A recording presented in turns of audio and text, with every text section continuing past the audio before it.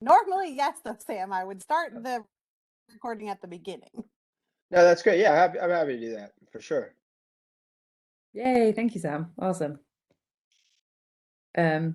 So John, you're still good for vice chair?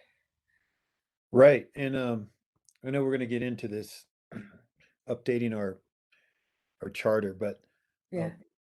2 times ago you were talking about having like another person who could temporarily be a board member and then not be a board member. Like they could vote even though they're not board members and all that. So I didn't see any of that in this new thing that we're going to be talking about. So I don't know if that plays into, who's on the board and who's kind of on the board. So I don't know if you want to jump into that. It is actually in these bylaws. I don't know what version you have, John. It's right here. It's an alternate. So the way an alternate works is they would be a member of ProSab, but they would only vote like tonight. You don't have a full board. So that alternate could vote tonight. Or if you just lacked quorum. So in either situation, you would have that person vote. So say you only had 3 members on and you needed 4. That's another circumstance in which they would be a voting member.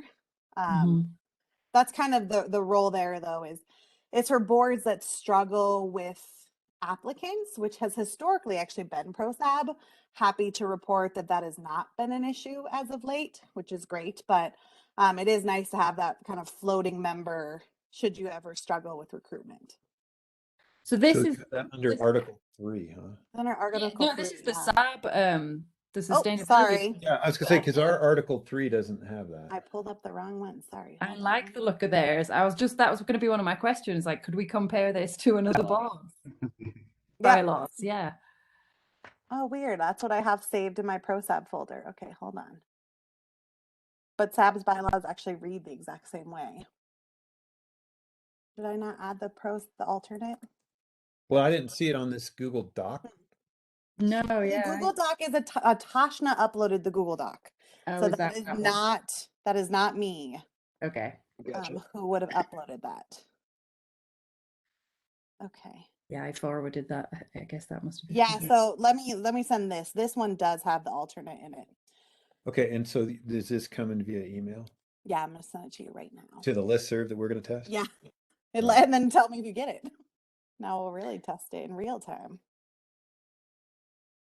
Hey Miranda, would the alternate be able to vote like if there was 6 members present and just a member short? Okay. Yes. Yeah. So it's the alternate. They vote if you don't have quorum or not all 7 members are present. So it's still in this Article 3. So what a Tashnet is, she took the originals before I had amended it, and that's what she put into your Google Drive. This is the one I'm hoping we can discuss. Cool. I do think we still need to discuss the mission and the responsibilities, because those are where Tashna did most of her edits, and whether or not those 2 categories reflect. But of course, we could just kind of work our way through the document as a whole if you'd like to go that route too. However you want to do this, Jesse. Should we just go through the document then, I guess? I'll say it's only 3 pages. Yeah, it's not super long. I would benefit from that as well, just going through it with everybody here, being relatively new in that way. It doesn't have to be super long, like just being involved with that would be beneficial. And I can confirm that the listserv worked because it's in my inbox now. Right. That's good news. So I don't know, Jesse, then do you want, mine as well. Read it out loud or say, or how do you want to? Yeah, would someone like to, I'm going to see if anyone would like to read Article 1 for us. Or Article 2, I guess. Yeah, I think one's easy enough. Yeah. The mission of the Parks and Recreation and Open Space Advisory Board, ProSAB, is to maintain the town of Nederland and the surrounding areas' open space, trails, parks, and outdoor recreation master plan in conformance with the town vision and at the direction of the Town of Nederland Board of Trustees.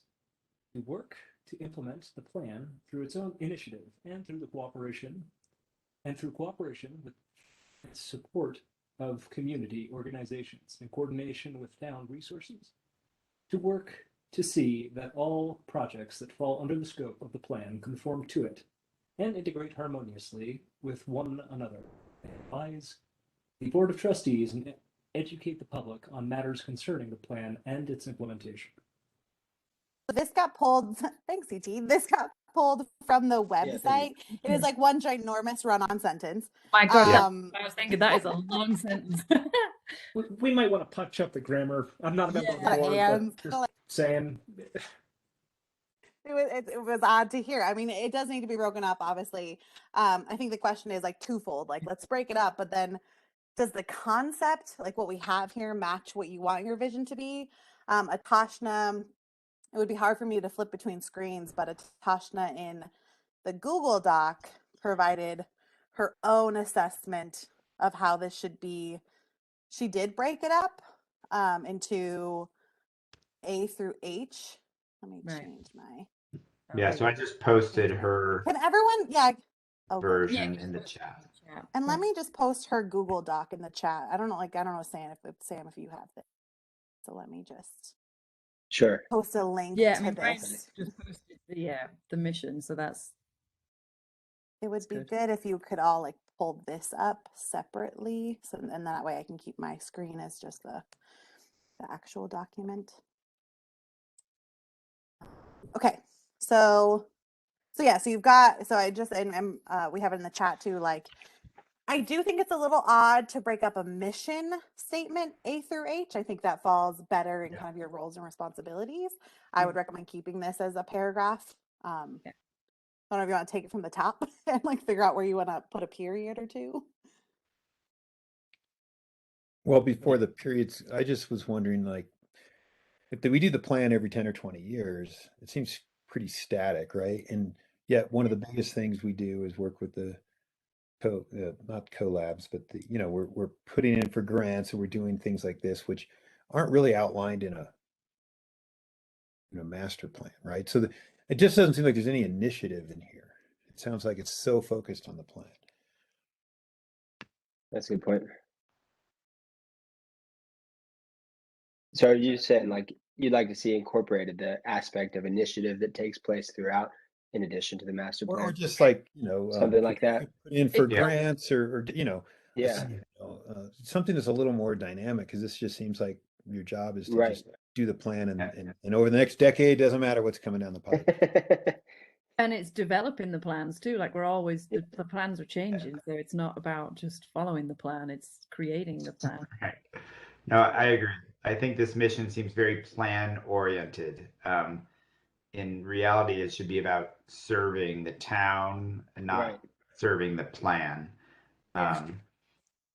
I don't think it's maybe the most effective use of this evening's meeting to like real time wordsmith this, but I think it could be useful if we Have a either yes. all went off and tried to look at things and maybe rearrange things in our own time, and we could get back together and compare notes, or we could do something like what Atashna did last time, and one of us can just say like, hey, I'm happy to take a stab at this and then present it at a future meeting. Yeah, so there's two, and so actually, Jesse, when you talked about Google Docs, I should have chimed in. Our attorney has weighed in that Google Docs are an issue when it comes to sunshine law, because it's considered a meeting, and therefore Google Docs cannot be used for group dialogue and group edit. So I think that it would be better to just task two of you to wordsmith this and then bring it back. And there's no hurry to get these updated. It just would be nice to have sooner rather than later. So it's not like an I can urgent do it. thing. Who was the I there? I was sharing screen. That Sorry. was Eric.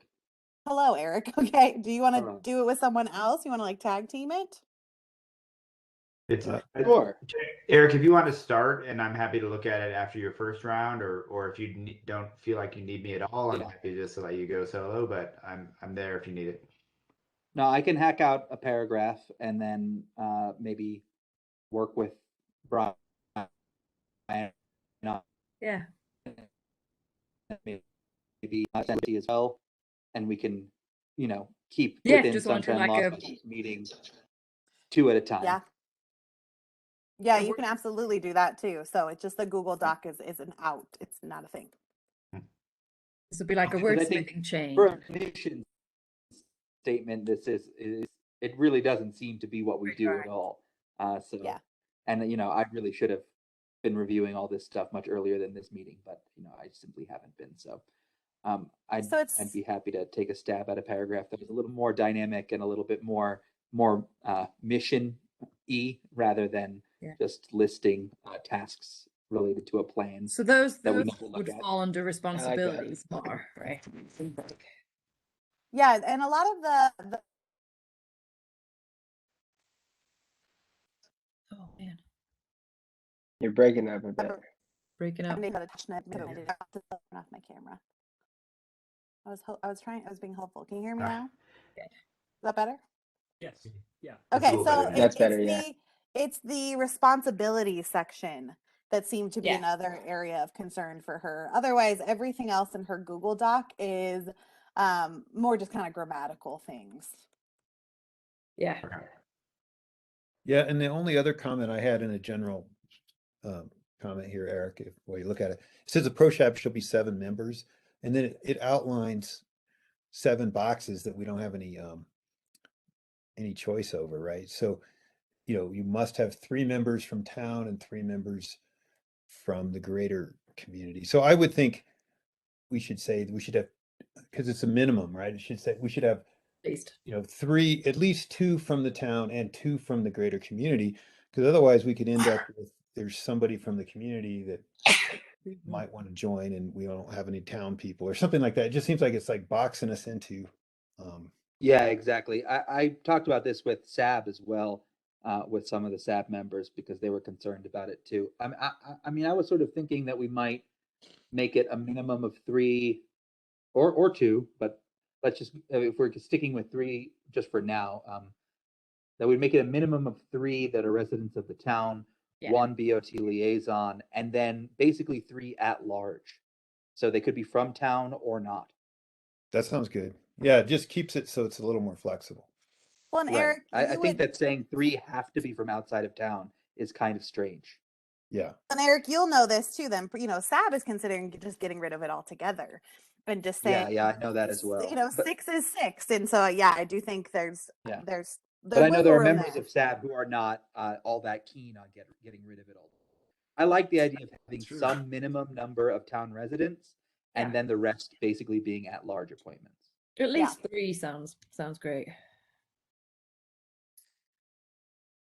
And you know, Miranda, if you're ever in a SAB meeting, feel free to bring up that I think they should keep 3 in-town residents. So they're actually going to talk about this next week and hopefully land on their decision. So I will share that with them.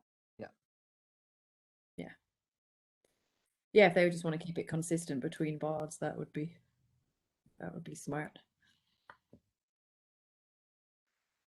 Yeah, and then the only other thing is like right now, if somebody resigns and they're in 6 months, their term's up, right? But it says in here, so if you appoint someone to replace them, then at the end of the 6 months, what happens to that you know, do they have to re-up? It just because the way it's written now, it just says you can only take up the time frame that the person who left has left on the clock. Right. So you could say that member kind of interim. Yeah. They could seek reappointment. I think the concern about getting rid of that is you don't want a whole group expiring at the same time and being left with no one. And so it's kind of like Board of Trustees. If they fulfilled the remaining 6 months, they would then just seek a new appointment for the full 3-year term. Yeah, and also there's a how is a vacancy appointed? By the Board of Trustees. Oh, by the full Board of Trustees. So people will apply. Yeah, so like here we have CT here. So obviously we have Atashna's vacancy. CT has applied. The goal is for ProSab to weigh in on that decision when the deadline is done to confirm who you support, but ultimately it's the Board of Trustees decision. Yeah.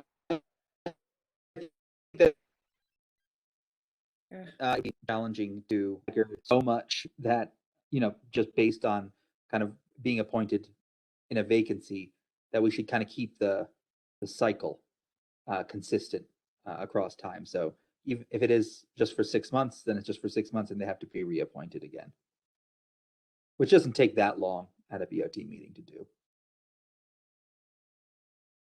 And if there's only one applicant, so like CT, for example, for you, when the applications are due, which I believe I have is November 9th, if no one else has applied, Mayor Larson has requested that we just throw that on consent agenda. Not really even being discussed because there's nothing to discuss. That's what happened with Right. Sam, because there was no one else Right. who had applied. Yeah, I don't think it's too kind of burdensome administratively. I think it's quite a easy process. Yeah, and we just know every May it's automatically flagged for all of us with town staff to reach out to those people whose terms are expiring and starting the process of posting for the vacancies, but then reminding people that they need to resubmit for the reappointment if they so desire. Okay. Is any of that mentioned in the bylaws? Not the I mean, that's kind of an administrative process. And so it just talks about, the bylaws just talk about terms, and that terms will be 3 years unless 3 years. filling a vacancy. Yeah.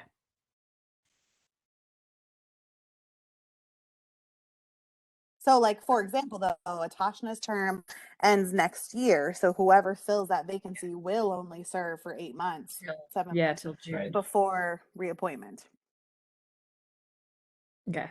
And then they can Assuming they choose to want to run stay, for of another course. 3. Yeah, yeah, exactly.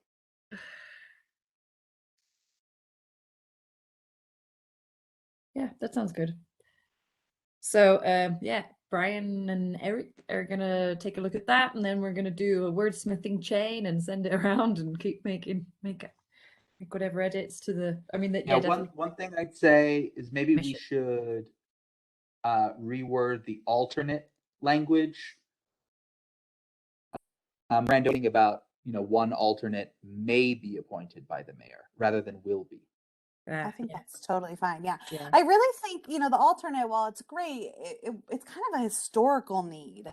We're just not Right. seeing that anymore. So many people are either, even if it's one person applying, we're not struggling to fill the vacancies. Sure. But if that historical issue were to come up again, Yeah. then we have this mechanism Of- to appoint an alternate. But if we don't need to, then we don't have to. Right. That's Yeah. smart. Yeah, just change will to may. Easy peasy. Yep.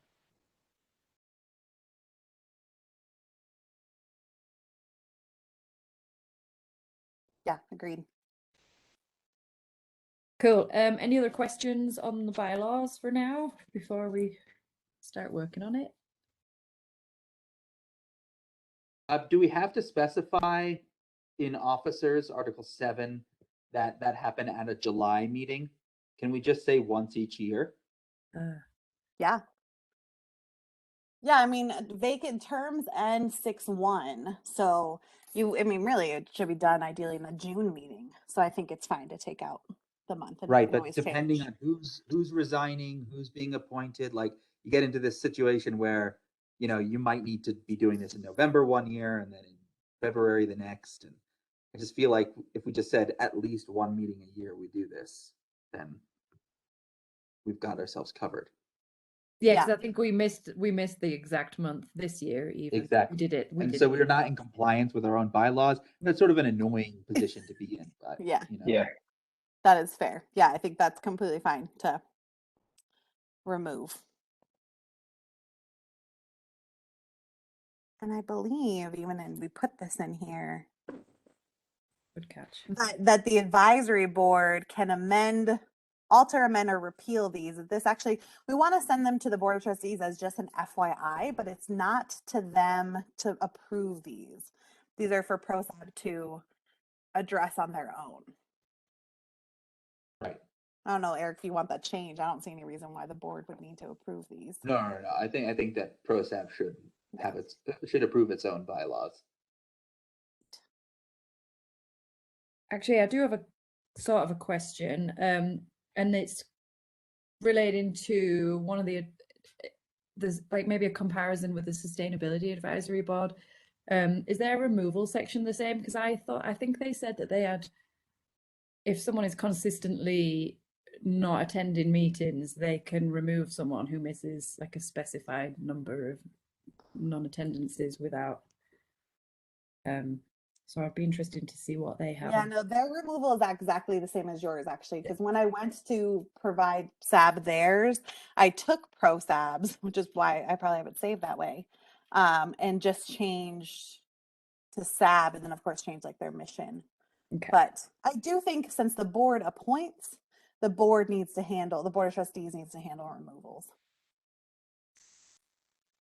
Yeah, this says boards on SABs. It says board members serve at the pleasure of the mayor and the board of trustees and may be removed by the mayor with approval of the board of trustees. Yeah, so basically, Jesse, I think it would be Yeah.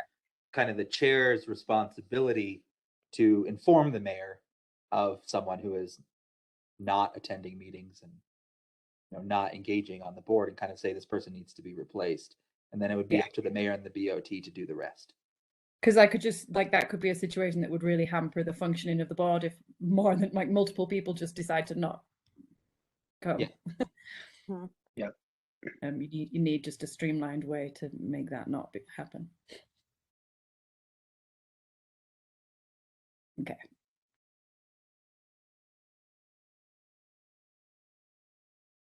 All right, that was my question. Anything else on bylaws? So Eric, will your plan then be to have connected with everyone to bring this back in November? Yeah, I mean, I could probably send something earlier than that, but we wouldn't be able to vote on it until November anyway, right? So Right, but it may be good for everyone to see it ahead of time. yeah, exactly. I'll try to send it well in advance of the meeting, whenever. Yeah, that'd be great. Thank you for taking that on. Sure. All right. Great. Yeah, this is really good. I feel like this is going to be a good meeting for like hammering out some of these practical things that are just slightly more bureaucratic, but they really need looking into. Is there any mention of the sustainability coordinator in SAB's bylaws? No, Or how they interact with town staff in any way? no. We have a professional, because I don't know, it would be hard to determine if that even carries on, but Garrett has a professional services agreement, which outlines that. Right. And I assume any new parks manager would have the same in their job description, sort of. Yeah, that's what we're working on now, is that job description, and that they would be expected to be the ProSab liaison and attend these meetings. Right, just for staff, basically, yeah. Yep. I do think that there is maybe a benefit in having a section in both the SAB and the ProSab bylaws that articulates what the sort of chain of communication is supposed to be. Just because That's good, yeah. you get people that are just sort of like randomly emailing trustees or the mayor, and not like going through maybe what might be more appropriate channels, and then it causes tension because people don't know who's supposed to be talking to who about what. And I do think that it makes sense for the chairperson of ProSab to be kind of the direct link to the BOT through both the BOT liaison, myself, and or the mayor, and that it is the kind of chairperson's responsibility, but also kind of privilege to be the person who represents ProSab to the BOT and to the mayor, generally speaking. Yeah. I just think it might be nice to have a kind of chain of communication provision in the bylaws. Yeah, because there's Article 12, which is communications, but to add something under there, yeah, the process of like formal advisory recommendations to the BOT, yeah, formal communications that way would make sense. I like that. So Eric, were you going to add that language in, or would you be looking for information from me? I could do that. Okay. I do want to streamline SAB and ProSabs. I know SAB is in a little bit more of a debate, and I doubt we'll be able to reach a resolution next week. And so I think I'll ask that maybe whoever they task to work on the bylaws connect with you so we can make those similar. I mean, these actually, even your bylaws here come from the planning commissions. So all of those boards will look similar. Yeah, I mean, I think the same. Like it gets confusing, for instance, when you have one person who's communicating directly with various BOT members simultaneously about things that they want to see, and then people are all sending back their sort of comments and their suggestions on it, but completely independently of one another. And then you end up in this situation where nobody knows who's been saying what to who, and it gets confusing. So I mean, I get emails like that all the time as a BOT member, where I don't know where the hell it's coming from. I don't know whether it's Saab as a whole that wants to talk to me about this, or if it's just one person from Saab who is kind of going behind somebody's back to try to reach a BOT member to get something changed the way they want it to see it. So I just think there should be a more formalized mechanism for communication between advisory boards and the town and the BOT. Agreed. Tricky. Because I want to be able to say, talk to your chair, talk to your chairperson, and come to some resolution. And then if you can't, then escalate it, through maybe the more appropriate channels, rather than just kind of blanket emailing everybody that you can get your hands on, because it just gets confusing. Yeah. But in the same breath too, like they have right as just an individual, their own residency, and sure, of course, they have to say that they're not representing, whatever board when they do that. But in their capacity as a Saab member, for instance, just because this has been happening to me with Saab recently, I sort of want to be able to come back to them and say, look, you got to go through a formal process first so that I understand where everybody stands on this and what the situation actually is. Because when it becomes this sort of like he said, she said, hearsay, it just gets confusing. Oh, yeah. Yeah, that sounds tricky.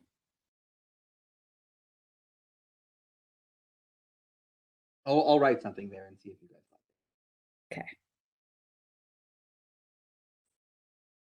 So all I have right now for edits is changing residents of the Greater Nederland Mountain Community to at-large, Nederland area residents. Whether they're in town or not. To change will to may regarding the alternate. To revise the mission and add the streamlined communication language, and change officers to the officer appointment to at least one meeting each year, not specifying a month. Is there anything that I've missed? No, I would just say to the other board members, maybe if you have a good idea about one of these articles on the mission or something, just to send them over to you as soon as possible, just to help. Sure. With anything. If you're feeling inspired to write bylaws language in legalese, then go for it. Give that mission some pizzazz. Yeah, it's got to sound like an actual mission that we have, rather than just servants to a document. Oh no, that's the saddest thing I've heard. All right, bylaws done. Moving on to asset list. Another fairly dry issue, but I think it's a really important thing that we need on our website to actually, it's really important. So we have an assets list. I think we're all, as town staff, we're looking for a little bit of support as we've put this together over the years. I know Atasha has had some concern, and I think we'd love to task it to someone to take this on and update it. I'll share my screen so people know what I'm talking about. I was going to say, otherwise I can share a screen because I've got several different versions of the asset list. This is the one published on our website. And so, of course, as we head into our new website, we'd love to know what you want. There has been questions of can we take pictures of the benches? Can we take pictures of the area? I think I'm just looking for ProSab to take this on and just tell us as staff what you want in this document and what images. I mean, I would definitely be happy to, because I have already, me and Natasha kind of started this together. So we've both got our own edits and versions of this. I have Atasha's draft of edits, and she had some really interesting and just kind of basic stuff. If you scroll down a little bit, you'll see under under sections like the Nathan Lazarus skate park and stuff, and Gershio Memorial Field, it just says Lakeside. And so she was just kind of clarified a few of the locations. So it would be like south side of the teen center, you know, rather than Lakeside, because people might not know Does the what that, skate park not have an address? right? I mean, it's the teen center address. Uh-huh. Well, that was one of her feedback, and more than happy to go in and put an address, but I guess too, like, what's there if people want to revisit. And this is one that we did modify. I will say this mitigation needs is actually not on the website, but it would be cool to assign this to a team if possible, and you all can share too the mitigation, because I know Rick Henderson and I kind of use this to help to try to go for some mitigation grants. Rick helped me put together this list here. So I think That one we seems may not real make that. relevant. Yeah, it'd be good to know as we pursue funding. And so I think we're just looking for help here and a team to tighten this up the way you want to see it. One thing that may be useful is like a dropped pin on a Google map that's like a link on here, so you can just like look at where is it on a map, and it's pretty easy to do. And I'd be happy to help with that, like where you would naturally maybe park for these different things or enter these different assets. You know, some of them aren't going to work that way, but for the most part, No, I think there there should should do it, maybe. Coordinates. working off this list, it would be great to then, for the new website, for the new town website, Yeah. to have an interactive map and Yeah. even to break these, you know, maybe out into accordion sort of drop downs, like for parks Right. and for trails and for things like that. So that it was a little more organized and a little more user like friendly for a visitor, like rather than just as a kind of a, you know, catalog of assets for us to put on our website, which is not really that useful for somebody navigating our website. Yeah. I'm happy to, it was my idea, so I'm happy to do the map links or like create a Google Maps that could be, I would be happy somebody could embed. Be happy to team up with you on that, Sam, because I've got a bunch of Cool. I went around and took photos of like every single bench in town last year, so Awesome. Yeah. all that stuff, like we could, And we could even just put it like in a map online and, you know, on Google Maps where it's public, and people could go and see the photos that we have too. And then even it's tag their own. kind Yeah. of a living. Yeah, and Yeah. add their own, and it can be a bit of a, it can just be continually a living thing versus, you know, just easier to maintain. I would say. So yeah, let's do that for sure. I'm more than happy to. So what about that? Wasn't there a piece of land on the south side of town that was donated, or somehow it came into the Wingate large- property. right? Yeah. Yeah, the Wingate. I don't see that on It's here. right And here. other It's under things other. need to be on here. It's on there. It Oh, says it is on other. there. Okay. But So- agreed, you know, this is again like an old list, and so I think what I'd love to do is just send what I have. Then Jesse and Sam, you take it from there and connect with Peter though, Sam, because maybe you don't even need to do Okay, that. yeah. And Peter can integrate Sure. something as he works on this website. The website is urgent though, so we do need to like make this a bit of a priority and try to get him the info within a month. For sure. Because he's That's- running up against a tight time deadline. Could you? I mean, I could know you I can make that happen. email this list to Yeah. us? Because I feel like this is different to the one that I've just found too. Like there's so many different versions of things floating around. It's Probably. thank you. That's the newest one I have. Okay. That I worked on with Rick, and it looks like that I dated this 11/30/2020, so about a year old, and I don't really feel like we've touched it since. So And yeah, this one sending has this that out. one area where there's like a little, it's at the end of one of the streets, and the street stops and there's like a grass area between two homes. Is that in here too? South Johnson. Yeah. Let's see. You know, yeah, I mean that kind of links in with like our later agenda, like the bike park, because that's kind of just where we stopped with a lot of things, is the identifying the town-owned like land and pocket parks and easements and you know, unused land on our South Johnson, yeah, is actually not on here. So let me actually add our zoning map to this email too, which highlights town-owned parcels. And if I think about like the function this serves, it seems like it serves to know two things. Like one, for people to know what's a park and what they can go to, and then the other is to keep tabs on maybe what needs maintenance and where there's opportunities to improve things. Precisely. Yeah. Is that right? Am I missing anything there? Oh yeah, that's exactly. I Yeah. think it'd be nice to have a column to check whether things are maintained or unmaintained by town. Just information Yeah. like that could be really useful. I like that idea. Right, because I'd like to see, you know, at the end of the day, start checking boxes off of, okay, we do have Yeah. everything in here. Yes, we all agree. And then we just keep moving on down the line instead of kind of the shotgun approach. Yeah. Right. It also can give us targets, like if we have unmaintained trails or unmaintained parks, pocket parks, we can have a goal to maintain them. And I know that, you know, Chris Pelletier is hesitant and resistant to designating anything maintained or unmaintained right now because it all falls on his shoulders. But hopefully that's coming to an end, and we'll have a parks manager whose responsibility it will be to determine whether things are maintained or unmaintained and to do that maintenance work. Yeah, whether they've got signage, you know, whether they've got Yeah, trash yeah. receptacles, like all that Yeah, kind of thing. yeah. Dog waste. Oh yeah.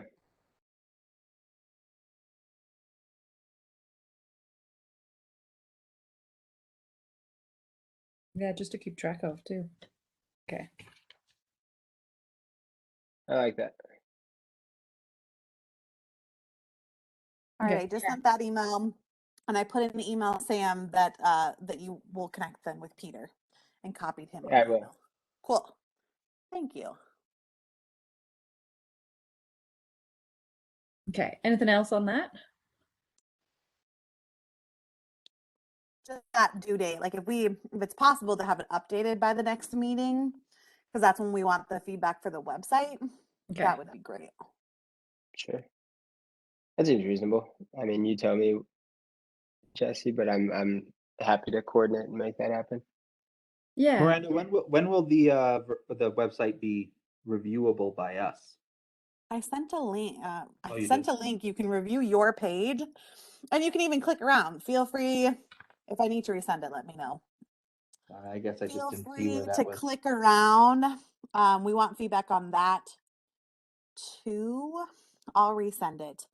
But so I sent you just a link to your page, but then you're more than welcome to kind of click through and give us On your feedback. page, you mean ProSab? POSAP's page, exactly. And you can click around. Yeah, I didn't see that. Oh, I thought I had sent it, but maybe in my mind I said. No, you sent it because I've Okay. had it up. Yeah, I I just don't- put it. I don't I just know. put it in the chat. Okay, and I just emailed it again. Okay, so from there you can click anywhere. So we'd love your thoughts on not just the ProSap page, but if you have more, we'd love to hear it. Oh, cool. I see. Cool. It's cleaner if you haven't taken a look yet. If you compare it to our current website, it's much nicer. Yeah, that's so much nicer. Clean. I love it. Can Easily we- searchable. Can we have people's faces? Yeah, I so think he that's a good doesn't have idea. pictures yet, but he was going to do a request for photos. So I'll just verbally do it. Any photos you have of town, of people, of anything, if you want your faces on your members sheet, we just send them Peter's way. I mean, we do pictures of the Board of Trustees, but I would love if you all were open. Is that what you're talking about, Eric? Like having Yeah. people's faces and Yeah, I just think, especially for people who might be considering joining the board or just Yeah. people, you know, coming up and navigating our website, it'd just be nice. It'd be friendlier if it wasn't just squares staring at you, but actual human faces. Yeah. yeah, definitely. You could take care of this right now. Just do a screenshot. Everyone's in Right. pose. Boom. Few of our black boxes. Just put Yeah. the whole Zoom screenshot on there. Yeah. Nederland, we That would live work. on Cisco WebEx.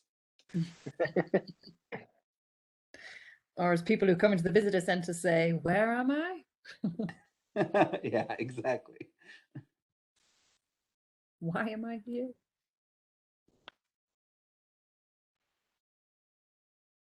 Okay. Before we move on to the next one, the next thing, let me just ask a quick question. CT, I just didn't get a chance to hear. I guess you're here, and interested in filling the role and make note of that and also say hi. Likewise. Sorry I didn't introduce myself at the beginning of the No, meeting. it's Just okay. had I a jumped in audio late, so. trouble. Yeah, no, I recently moved to town, but Oh, cool. very Welcome. interested in parks and recreation, and I've got a lot of experience with power tools of all kinds, and particularly working on baths. So if manual help is needed, I'm here, bored or not. Yay, thank you for joining. It's so nice to have someone attend a meeting. Sure thing. Attending meetings, I'm great at it. Yeah, hopefully one day we'll be back in living person again. It'll happen. It'll happen. Yeah. Look at all the plaid shirts we've got tonight. I can't be on the board now. No, No plaid. board requirement. Very good. Thank you. It's nice to meet you. Likewise. I'm sure I'll see you all around town. Absolutely. Yeah, feel free to chip in. We're quite informal if you've got anything you wanna add or suggest. Just raise Certainly. your hand or whatever. There's no criticism. Okay. Just positive reinforcement. You all look fabulous, by the way. We click train. Speaking of criticism, is the trails master plan time? Yes. Nice segue. right. Yeah, Brian, thank you so much. I apologize for not being more involved with this. So just thank you for keeping it Oh, well, going. it wasn't your Sure. job for a change. I mean, I've been entirely useless, so thank you, Brian. That's all right. So I sent this around earlier by email, but again, because maybe not everybody gets the email, I'll post it in the chat here as well. And I can even share screen. But this is intended to be some early summarized findings from the survey that we had up on the old town website for a while. There's 37 people responded. There's a breakdown on the first page about who these people are, kind of demographically, how much they like the trails now, how much they use the trails now, and primarily what they use these trails for in descending order. We asked some questions around kind of both how people might be interested in improving existing trails, as well as some new trail ideas they might have. And I think the most interesting thing here is that the verbatims under the new trail ideas section and under the other improvement section, I think are kind of directionally interesting in that they might say like, hey, these are some things that some people who responded to the survey care about. And some of the themes that I've seen kind of popping out are around like safety and crosswalks, especially access from neighborhoods back to town that cross over major highways, for example. Some other issues are maybe around just the condition of some of the existing trails that we have. And there's a few folks who I think are kind of more special interest trail type users who are like, we got to have more awesome mountain biking single track and that kind of stuff, which is fine. That resonates with me personally, but I don't know if it'd be a shared consensus type opinion. The general, I think what Eric and I talked about doing before was after we got some initial feedback from this survey, that we would use some of these results to inform some follow-up sessions. Again, I think we envisioned them being maybe in person back in the day when we thought we would be totally mask free and able to see one another in the flesh. So we can revisit that, but really doing some kind of focus group type things, both with some groups within NED who have a particular interest in certain types of trail activities, whether it's the NATO organization or whether it's something like NED Moms or something, just to get them to kind of weigh in a little bit on some of these responses and some of the early ideas. And then the step after that, if we think it's valid still, would be to do more of a public forum where kind of anybody gets to come and see like the draft ideas that we have that we're thinking about putting into the Trails Master Plan. In addition to collecting these survey responses, I've had a little look around at what some other more well-funded communities than ourselves in Colorado have been doing around their trail master planning initiatives. And Yeah. both Breckenridge and Summit County have recently kicked off some trail master planning type stuff that I've been tapping into what they've been doing. And they're generally following the same model that Eric and I kind of worked out between ourselves. They just have more resources to make it happen, such as Parks and Rec full-time Parks and Rec directors who can actually organize some of these public forums and print out awesome maps that people get to go look at and draw on. And these are things unless one of us finds tons of spare time, I don't think we're going to have those resources to do over the next coming months. I would ask with that, is there any specific things you guys saw that you thought, well, if we could do this, this would be great? Because, I mean, I'd like to see that happen because it is such a big part of the community, like the trails and the access to things. So I'm happy to, see what can be done there. I was curious. I really loved the idea of like getting people in the same room around a nice, big, clear, well-marked map to literally draw what it is that they want to see, in the trail system.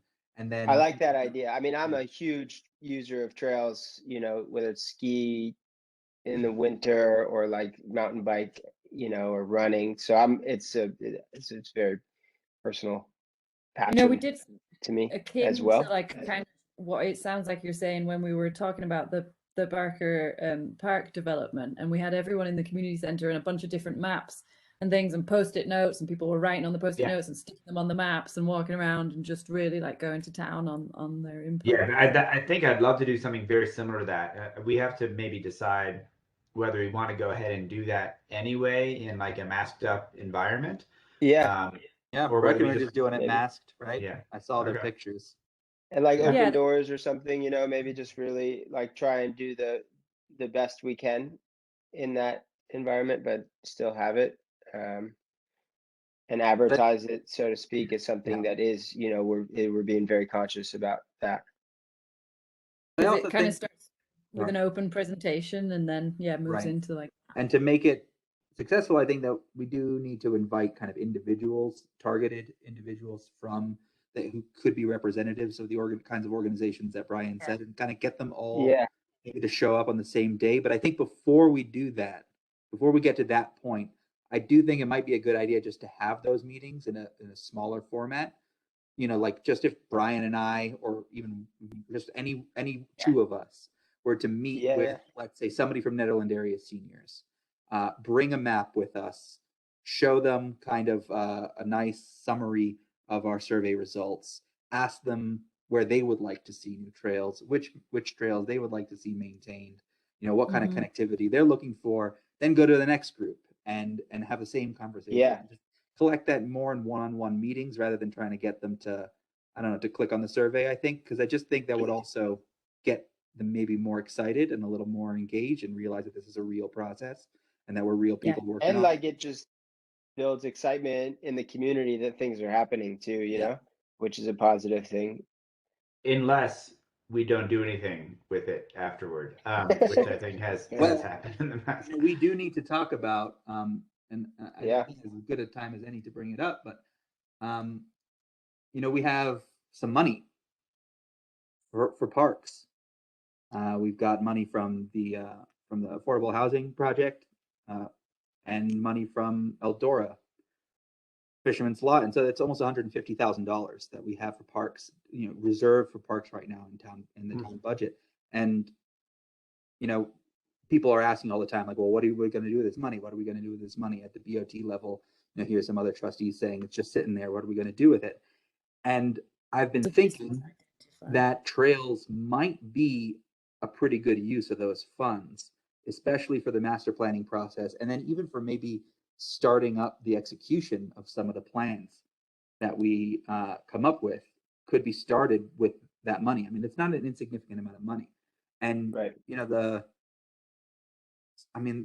Yeah, it was in lieu of like open space dedication, right, Miranda? Yeah. The Yes, affordable correct. housing Yep. money. Yeah. Which Yep. is directly related to trails and what we're trying to do here. Access to open spaces, access to parks, access throughout town using trails. So I think it would be something to think about. That's And, cool. and sorry. No worries. I was just gonna ask about the one-on-one meetings that you recommended. Remind me, there's sunshine laws in effect if there's like 3 or more of us present in a meeting. Is Right. So that if it's only 2 of us, if it's just me and you, Brian, or yeah? just me and Jesse, or just you and Jesse, then it's fine. Okay, got it. But we would just need staff support, Miranda, for setting those up. Done. Yes. I Yeah, know. and I'm thinking, just really what made me convinced that this might be the way to go is just the meetings that we had with the Ned Rink and tennis folks, and Mhm. just how much better everything went when we were just talking in person rather than attempting to communicate via email. Like all of a sudden, everybody realized that we were all on a more similar page than maybe they initially thought, and it became really productive. So Yeah. I'm hoping we can do the same thing for trails planning. Sign me up to be helpful with those. That's awesome. Thanks. So what I'm going to propose for this segment of our agenda today is to say that I think we're done with the survey. I think we learned from it what we need to learn. I don't think we need to transfer it to the new website. And I think the next steps are combination of Eric, Sam, and I to get together and actually put together a plan for the types of conversations we do want to have with these smaller groups. And then maybe tapping into a tiny bit of that funding to actually print out some big old maps and or do whatever else we want to do when we're having these meetings and get them on the calendar and start talking to folks. Cool. Hey, Brian, one thing I don't Mhm. know. I wasn't able to actually access the document. It just says it didn't. I would need to request access to it. I don't know if you can just make it fully public. Yeah, so the way I tried to share it so that anyone with a link Okay. should be able to at Yeah, I least see it. had to request access too. I haven't seen it. Oh, that is bizarre. All right, let me keep on working with that setting. Yeah, Sure. and you enabled the access and then it worked. So Anyone with the link. I can Yeah. see it now. Yeah. Just refresh. Yep. Cool. Thank you. Uh-huh. But I think 64.9% of respondents are on the lower end of satisfied. Cool. And I think that makes sense to me, considering the kind of the state of our trails network, if you can call it a network, at least this random smattering of shattered trails that go in random directions throughout town. So it makes sense to me that we're not in total satisfaction, and that there's a kind of a long way to go to make trails what they should be in town. And just before I forget, my own the drum that I keep banging on is that trails are not just for recreation. Like trails can do so much more for the town than just provide recreational opportunities. That is, they can be commuting trails. People can go to work. Because right now people can't walk to work from town. If you work in town and you live in a house, in Big Springs or something, you can't walk to work. It's not possible. It's just ridiculously dangerous to go down an icy Big Springs road. So there's a lot more that it does. It could help alleviate some of our parking concerns by making the town more walkable, which we have huge parking problems in the central business district. There's so many impacts that trails can have, and I think that we should continuously kind of proselytize what trails could do to help transform the town beyond recreational opportunities. That much less. And they bring, it's like an exciting place to be when your town has trails. I think it just makes it a more beautiful place to be and a more welcoming place to be. It should just always be a hike. We shouldn't have to walk down the middle of a road and worry about a car swinging around the corner. We should just be out in the woods. And and as aesthetic as those trails can sort of be as they move through, where you go, wow, everywhere I went, it's like this magical experience of we're in nature, it's beautiful, and we can go from here to here. People can get all around. I think that's, certainly something that is And that means making desirable. them Personally, multi-use, you know, like having bike options and Yeah. foot options that are safe, where people can share the trail together, making them ADA accessible as much as possible, and that kind of stuff. Does the town Yeah. have access to a supply of screed? I imagine that Chris has a scree hookup. Yes.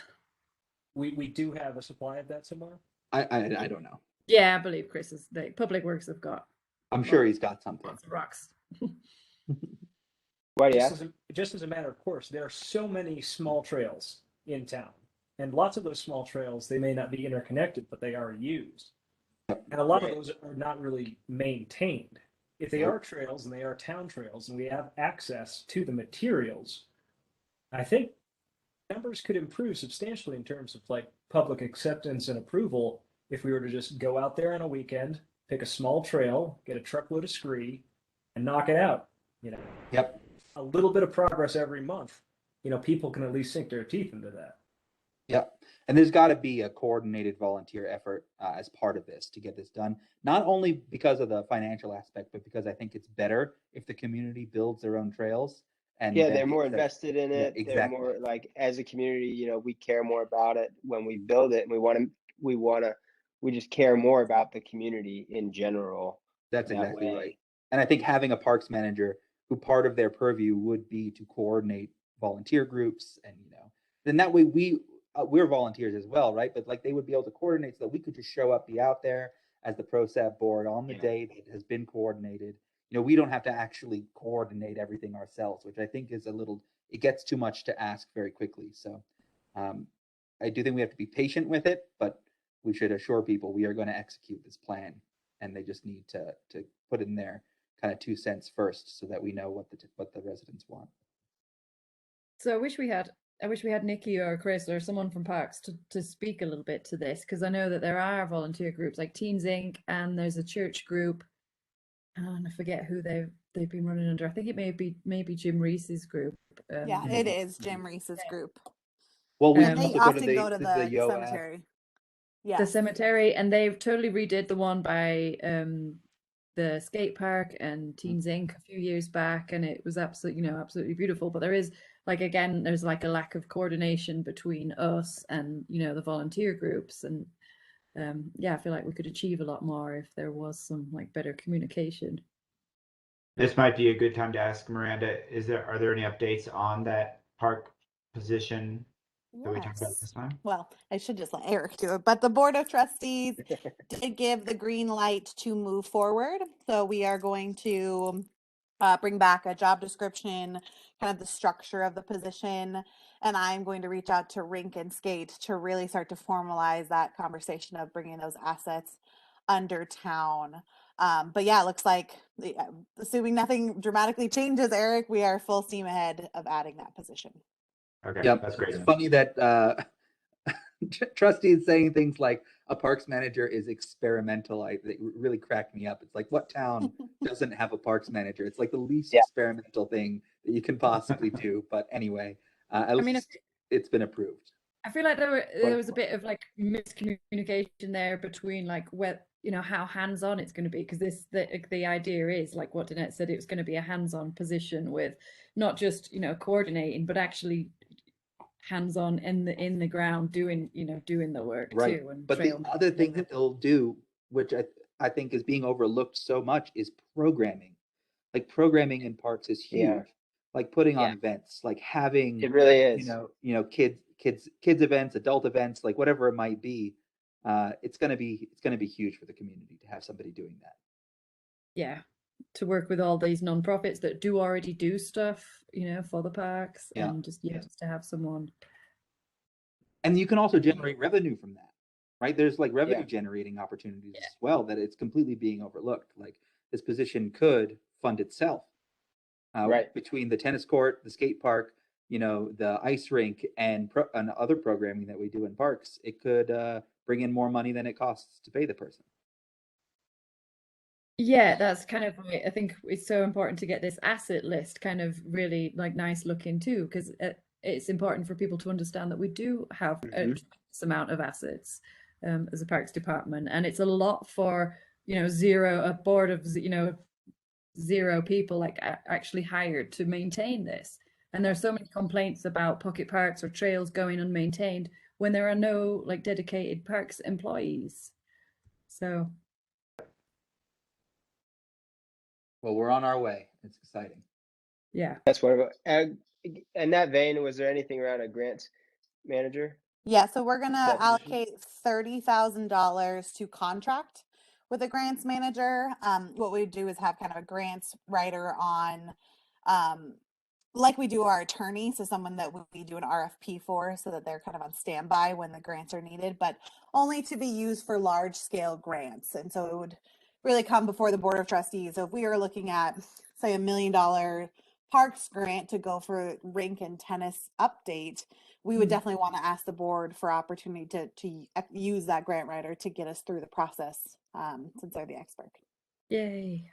Yeah. So, and then That's the other great to thing hear. is a $15,000 match for the sustainability coordinator. Currently, we only match 3,750. So that's huge. It takes that person from having about $22,000 to, or excuse me, $18,000 to use to $30,000. So they can put in more hours towards the sustainability goals. So we're looking Oh, at that's all awesome. 3 tracks. Yeah, really excited about that. And Yeah. a parks manager working with a sustainability coordinator, working with a Grants grant writer, like what a great synergy. It's going to be excellent. Yeah, I agree. It's really exciting, and it's like it sounds like a big step forward and an exponential step forward for things potentially. Yeah. I think once those Yeah. positions get going, they will pay for themselves. Well, let me know when the position descriptions are ready. I have someone in mind already. Cool. Okay. Well, so we'll pull it together over the next 2 weeks and present it to the board. So Brian, you'd see kind of a draft in that agenda packet I can send your way. Position wouldn't start until 2022, but we could of course start recruiting in like December. Cool. And that would be the goal. And so I am actually working on an email to the rink team so that we can try to sit down with them too. I'd love to talk with them about the job description too. I'd actually love to run it by ProSab, even though we'll bring it before the board prior to the next ProSab. I think, Eric, it would make sense to hold off on approving that, if you agree, until ProSab has a chance to take a look. I absolutely do agree. It makes no sense to not bring ProSab in on this position. So Well, so we'll add that to the November Yeah. agenda too. And what do we feel? I guess we're drafting the bylaws now, but what do we feel about voting on things via email? Do we ever do that, or do we really want to do this as a meeting agenda item next time? Yeah, you'll need the public record for any votes. So really, you can only just kind of discuss Got it. things. Yeah. Illegal for us to take action, I think, through email. Yep.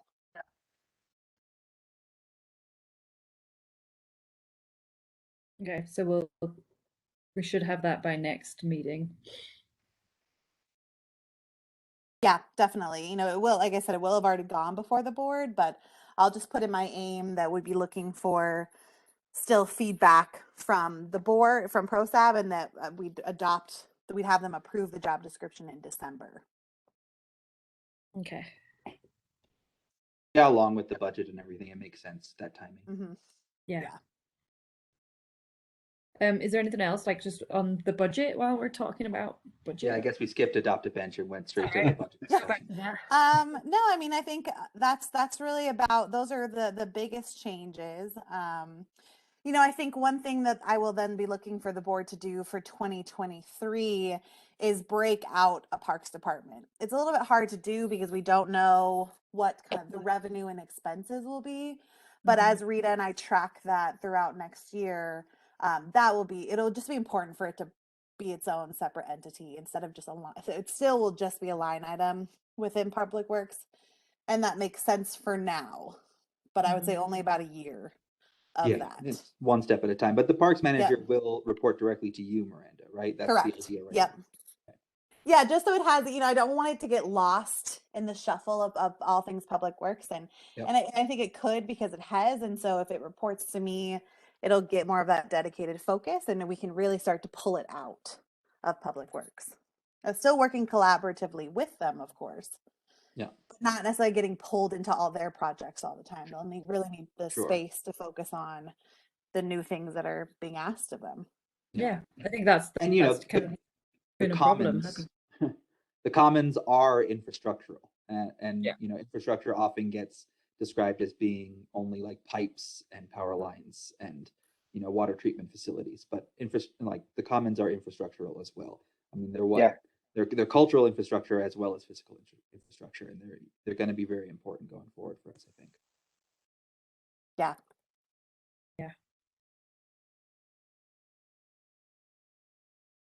Yeah, that's really exciting. Thank you so much for working on that, and Eric for advocating that at these meetings, budget meetings, and to some of the other board members too, who really spoke up for the need for a parks manager too. I agree. I think it's a huge step forward in really solidifying that this is a priority. No better way to do that than to have the staff dedicated for it. So I'm so glad that it went before the board without much question. Yeah. Well, And I thank think you it's to whoever you also wrote letters. it's interesting. I think that the two folks who have most recently been ProSab liaison on the board of trustees are the two people who are most passionate about having this position, because you know, we're the two trustees who recognize what a understand. tremendous amount needs to be done in parks, rec, and open space in Netherlands. Like, it's just a crushing amount that needs to be accomplished, and there's no way we're going to do it without dedicated staff. Yeah, it's definitely tried and tested position in most governments. So Yeah, exactly. Adopt a bench. adopt a bench. Review of the process. Yeah, what do you have for Yeah, us? so we have a process. They're so sparingly, they come before us in such a unique way. And so what Adopt a Bench basically says is someone applies before town staff. We basically do all the work, getting it ready and making sure we have a bench, and Public Works helps to install it. What we noticed though is we missed a step, and that before we approved a plaque, it needed to go before a ProSab liaison.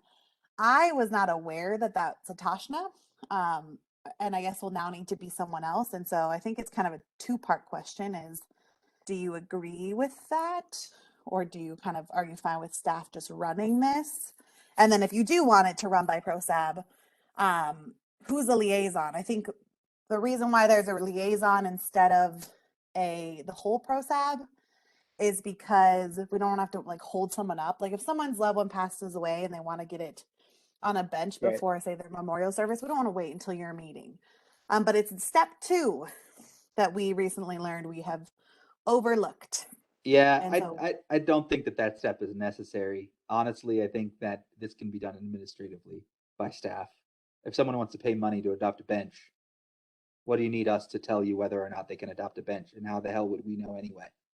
Like, whether this person is allowed to adopt a bench? It seems kind of crazy. I think the I only think- argument for advisory board level oversight is in the unlikely situation where like 10,000 benches are up for adoption per year, and like we have to be a little bit selective about where they go and who gets what.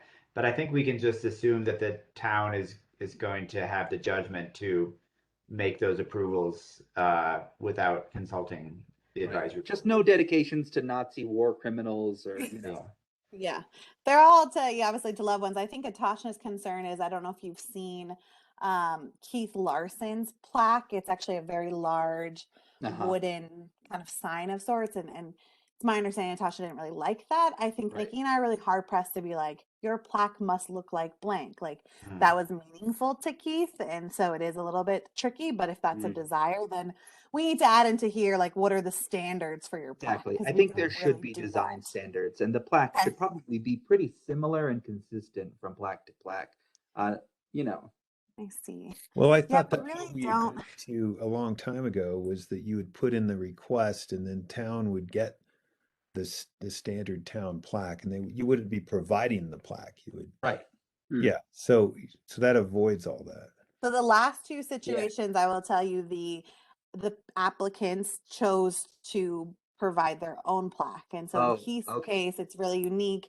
in someone else's case, they wanted to design it instead. Like we can just order it, but it No, that seems more seems fine. common I was that they assuming want to that it was order. town buying random plaque shapes and No. sizes for people's dedications. I Yeah. didn't In understand that what was going on.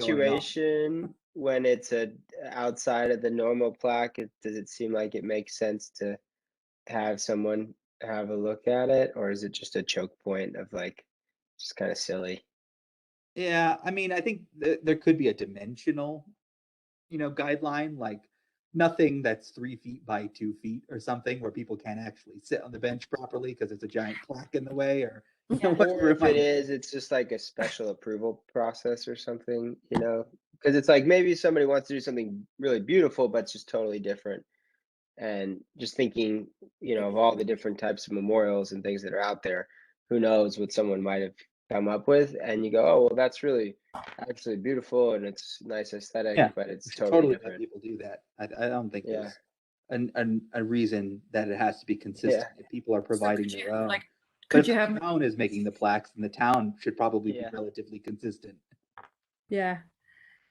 Yeah, we actually in the 2 years I've been here, we've never made the plaque. That's always been Okay. provided to us, and then we charge them for town staff's time of putting it up, which is typically only like $10 to $15. But yeah, it seems that's more common. Again, though, I think what's unique is that in Keith Larson's situation, it's this larger thing, and so we weren't in a place where we were going to say like, no, we're not putting this up, so we put it up. Can we see it? What are we? Which plaque are we talking about? And where is it?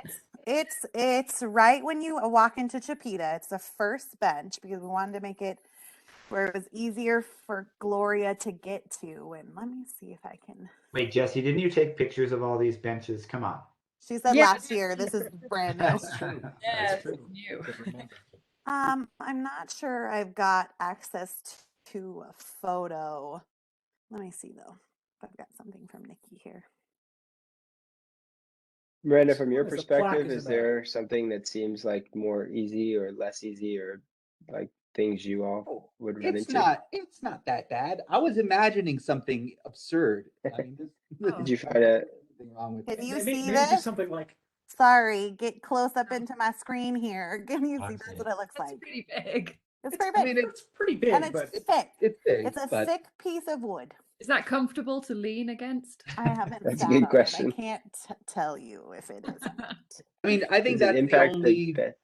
If someone's providing their own plaque, the design criteria should basically be it can't impede the regular use of the bench. as long as it's You not know, a yeah. hazard, Right. like Well, Right. no sharp one's spikes, complained belching about Keith's. flames, Right. that's out.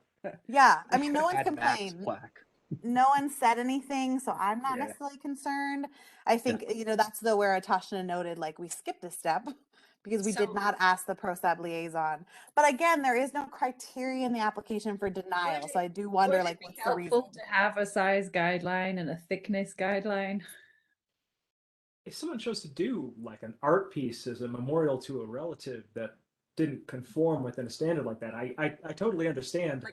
Like a 5 foot by 3 foot like plank, like that they just want to screw. That's- Who's to say what art is? I don't think that's Sure. necessarily our job. Well, I mean, if you mount it on the back of the bench, then you don't have these. Right. Yeah, I mean, we could always bench move standards Gloria's. are fine. It's I'm all it's about hard. bench standards. Yeah, bench standards. Yeah. That's It gotta is be a tough when certain it's like height. people's loved ones, like, hey, you Yeah. can't, because that was made by someone who was an intimate friend of Keith's, and it gets really sentimental, of course, why Super you're sentimental. doing the bench. Yeah. And me so too, again, yeah. I think if we're gonna have criteria, we need it written down because Yeah, because Yeah. you just don't want to turn it into like the bench wars either, like who can have the bigger, the Yeah. brighter, like you kind of want it, to be some standards. agreed. Doesn't seem super likely though, right? Bench wars. I'm gonna show you how much I love my relative. Wait, more how than you. long have you been in Netherlands, ET? True. I Bench don't want to wars make are possible. spurious opinions. They'll make a war out of just about anything. Interesting. Well, one comment I had on the thing you fill out, it doesn't really have any range of price either. So I mean, if someone wants to even have a concept like, oh, I want to do a plaque, and you have to go through, fill out the form and all this before you even know what, might be out of somebody's price range. Like I have no idea what it would cost, or Mhm. even to give somebody a range. So is there any way we could put something like that, typically between X and Y? So it's all really, if we're buying it, it's all going to depend on the design, how many letters, what kind of image. So Nikki and I talked about that when we made this, and she felt like it was just way too hard, which is Or why how about we just, did an estimate. showing the one for Jeff Austin or something, like showing just a couple that we've got and be like, this one cost 500, this one cost 380. So we didn't or, buy those, so I have no idea what. Right, but we haven't bought them in the is there last no 3 base years. fee for adopting the bench in the first place? No, there is not. So there's no revenue involved in this program then. Well, there's Right, a I mean, there charge could it says be. to install it. there was a base fee. $15? That's No, how the much it charge costs? is $55 per hour for public works, but these take Nikki like 15 minutes, so we're gonna charge. Right, but there was like a normally fee these of are to make a $500. contribution to the town Yeah. in the name of a person, I not It is simply not like in our fee tack somebody's name schedule. to a bench. Yeah, it's not in our Right. fee schedule to charge for this. Now, if that's a desire of ProSab, I'd recommend that you bring forward Right, but that it's recommendation. not really charging, it's a contribution, like in the name of somebody Yeah. to the town that they loved and lived in. Like that's why you adopt a bench programs aren't free. No, I It's just crazy. Free. I could have sworn ours was $500. No, ours is free. Wow. That's nuts. Hold on. There is nothing in our fee schedule about a bench adoption. Therefore, we, as town, we cannot charge because it's not in our fee schedule. That is So crazy. if ProSab wants, so we're doing the fee schedule before the Board of Trustees in probably December. If Okay. ProSab wants to think about this and make a recommendation, I'd strongly encourage you to do so, because Yeah. statutorily we can't Yeah. charge unless it's written. I did a little bit of research. Yeah, most other towns charge between $300 to $800 for adopt a bench. That seems Yeah, we do totally not. reasonable. And seeing as funds are light, that seems like a really smart thing to do.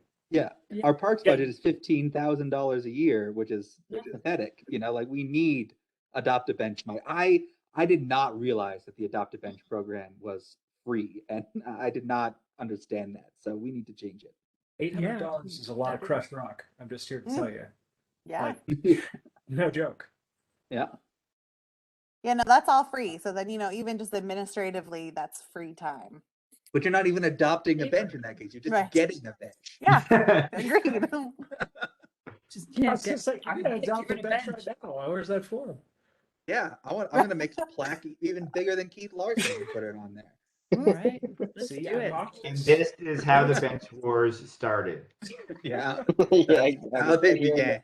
The committee was split. It was a major controversy. Just like, Well, I'm on the side of, I think it makes sense for an adopt a bench program that you pay for it, because then you're investing in Yeah. the town that you loved, and people are making a contribution. Otherwise, absolutely. it seems And silly. you're adopting the bench. They don't just Yeah. give you a child at an orphanage. And Okay, that so- kind of goes back to what I was saying in the beginning of, Yeah. we're supposed to have a generic, plaque that's already sized and we know where Right. to put it and all that. That was the initial, when that first one for Jeff came up years ago. Yeah. I'm not familiar with that one, but So I Jeff, think we I don't should have have a a standard picture. plaque. Yeah, of his, but Jeff Austin's is really, it's very manageable. I mean, it's just kind of like a notebook size. It's flat. It's clean. I figured that Keith's I is the first of its kind, where it's a little different. It was my understanding from that whole process that there was a standard, like, and it had to be a postcard, like a postcard size little, like the brass plaque thing. I didn't realize it could just But, be whatever. it's Netherlands. I like the Yeah, I'm idea fine with of people making their own kind of artistic contributions to So the long as they benches in contribute. town.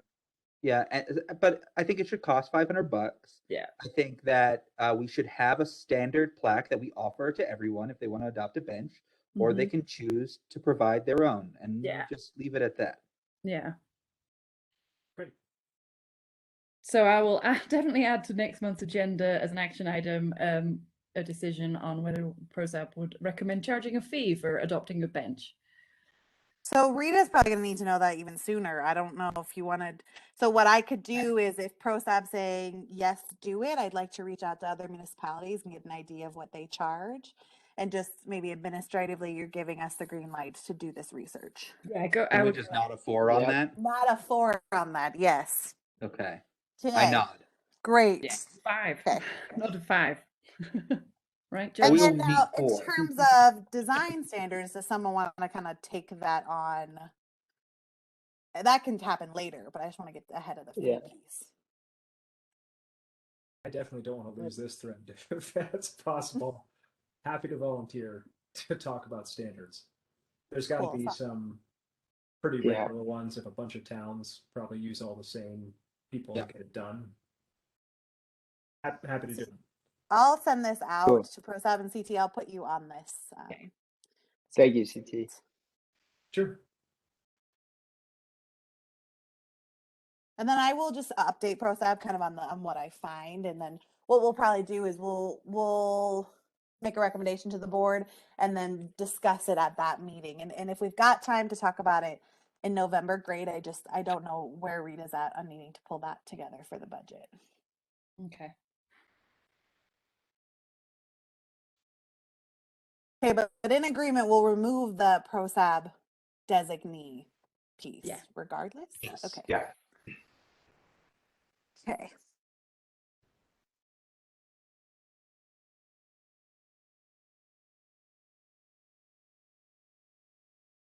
But this should go along, kind of goes in hand with the asset list. Like we should have these Mhm. benches kind of numbered and, you know, out on the Yeah. maps that we have. But like this is, you can be like, so someone could look at the map and be like, well, I would like to buy, you know, adopt bench number 13. And then we could know exactly what they're talking about. And then we could have that, someone could click on that and see what the plaque says, and etc.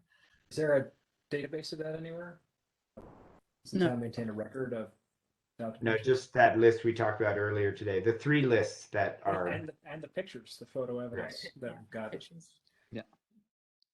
Which may need So another that's what we're tour talking about. around town, Jesse, because there's more Yeah, another- benches that have. Well, but Nikki could give you that to tell you exactly which benches are. That's all right. Those Me- town databases, CT, exist in the minds of a few community members, and Mhm. that's it. That's not going to work. Yeah, that's a fun thing. We're in the age of digitizing and getting things documented, so I think we should see more of that happening over time. We'll see. Are you volunteering, Sam? Is that what I just said? I Great. We'll see you. volunteer. We'll see you Monday. That's right. But you have to bring your I'm own scanner. volunteering. Yeah, I'm bring your own volunteering scanner, to your put own into a computer. public database of Google the asset list that then can be maintained in a spreadsheet of some kind, or if there's a database system involved with town, I'm happy to come put the information in the database. Awesome. I can make information look nice, but The Saab will become a data entry board. I build that kind of stuff for people for a living, so databases and automation and stuff, so I'm real familiar with it. Well, then don't do it in your free time, man. Oh. Well, you know, sometimes if you can use your skill sets to help improve your community, then maybe it's not so I've made bad. that mistake too many times. Oh boy, maybe I should take heed, you know? No, don't say I'm that. just gonna go in blindly. Look, I don't want See my Sam to head as burn long out. as I don't want him to have a second job that's the same as his job for town. Welcome to the burnout zone. Oh, I love it. 2021. No, yeah, but we can get it in at least a public asset list, like Google Maps style, that's easy to maintain.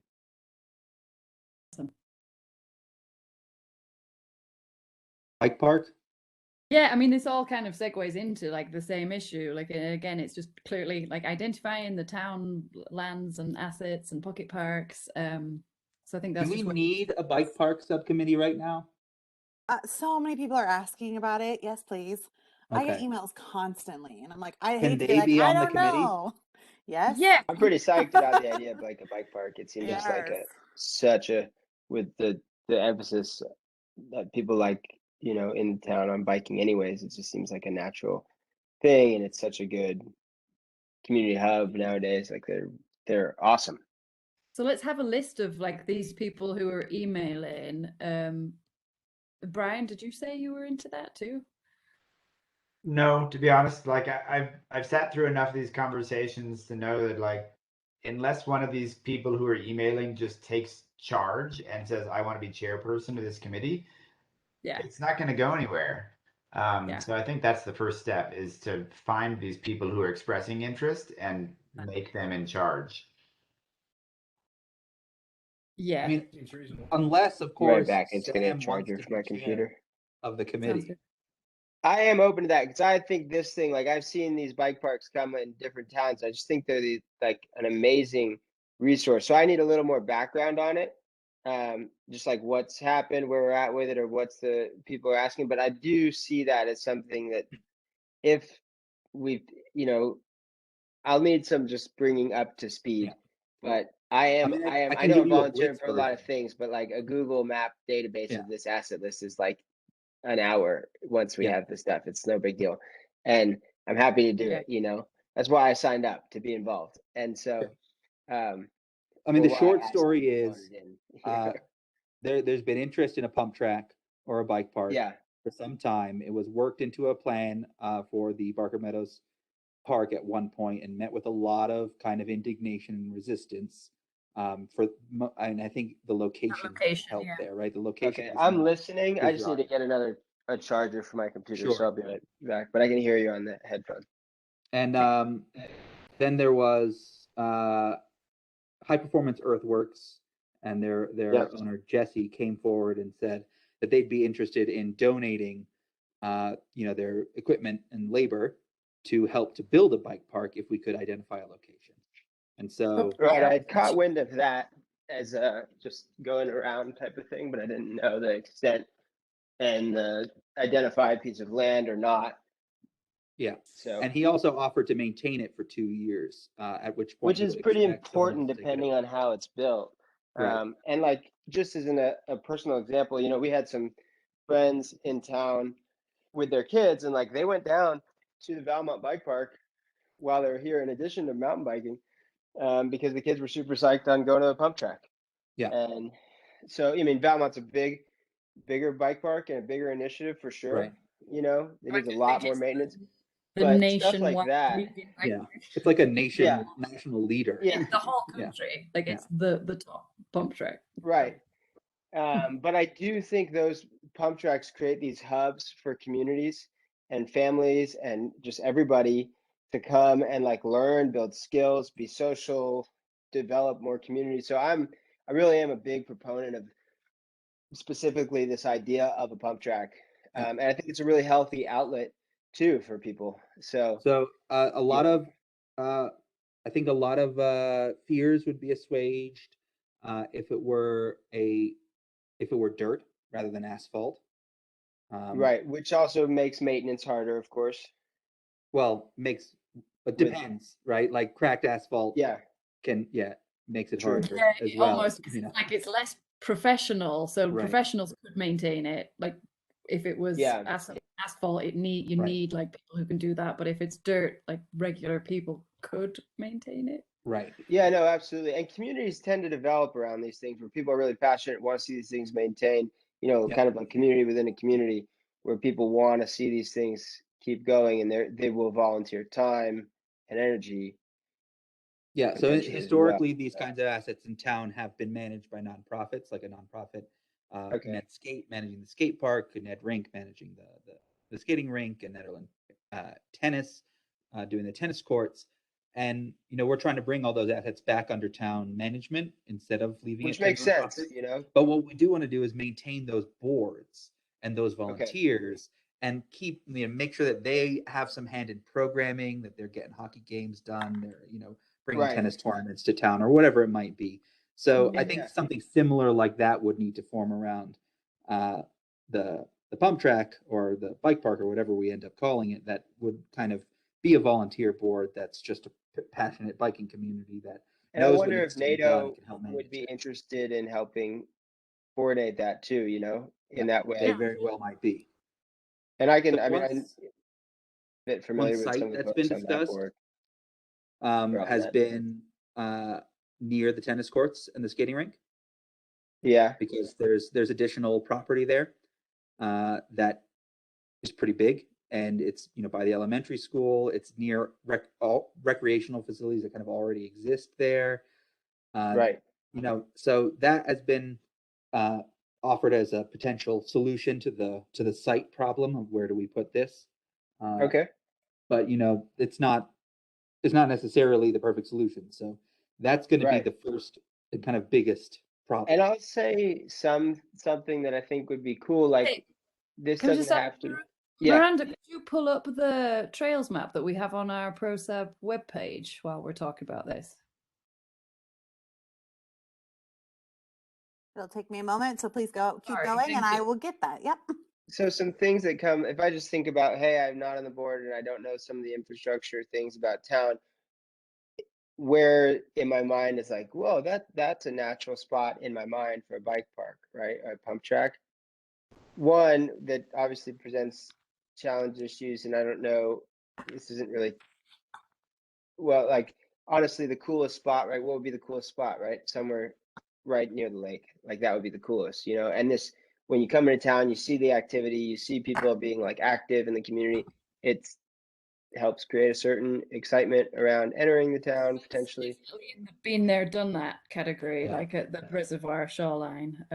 It was kind What's of that? brutally put down. Okay. That was And I was it. just Met curious, like just yourself like something. throwing that out there, like, wow, yeah, that'd be awesome. But I mean, Mud Lake seems like a pretty natural Bike spot. trails all over there. So, but Already Eric, over do you there, you're already remember, riding.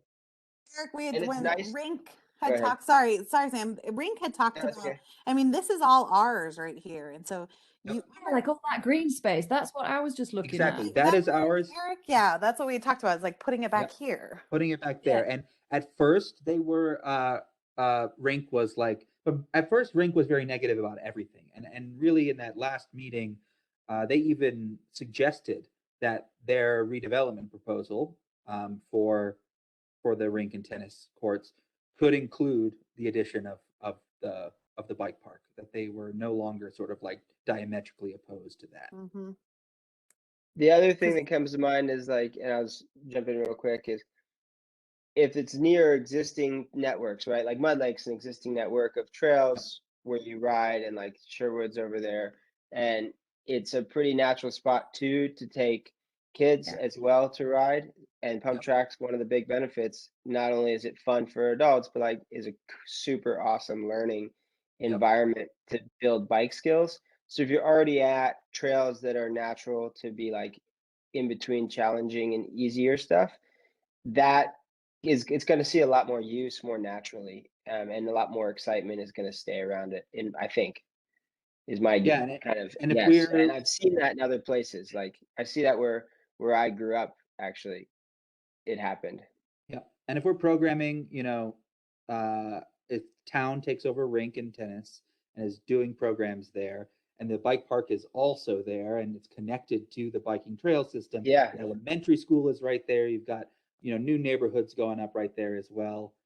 I think it could be a good spot, even if it's not so visible, like right by the reservoir. I still It think doesn't have to be super visible. It's more actually probably more important. Like that is like dream world, which is good to put out there.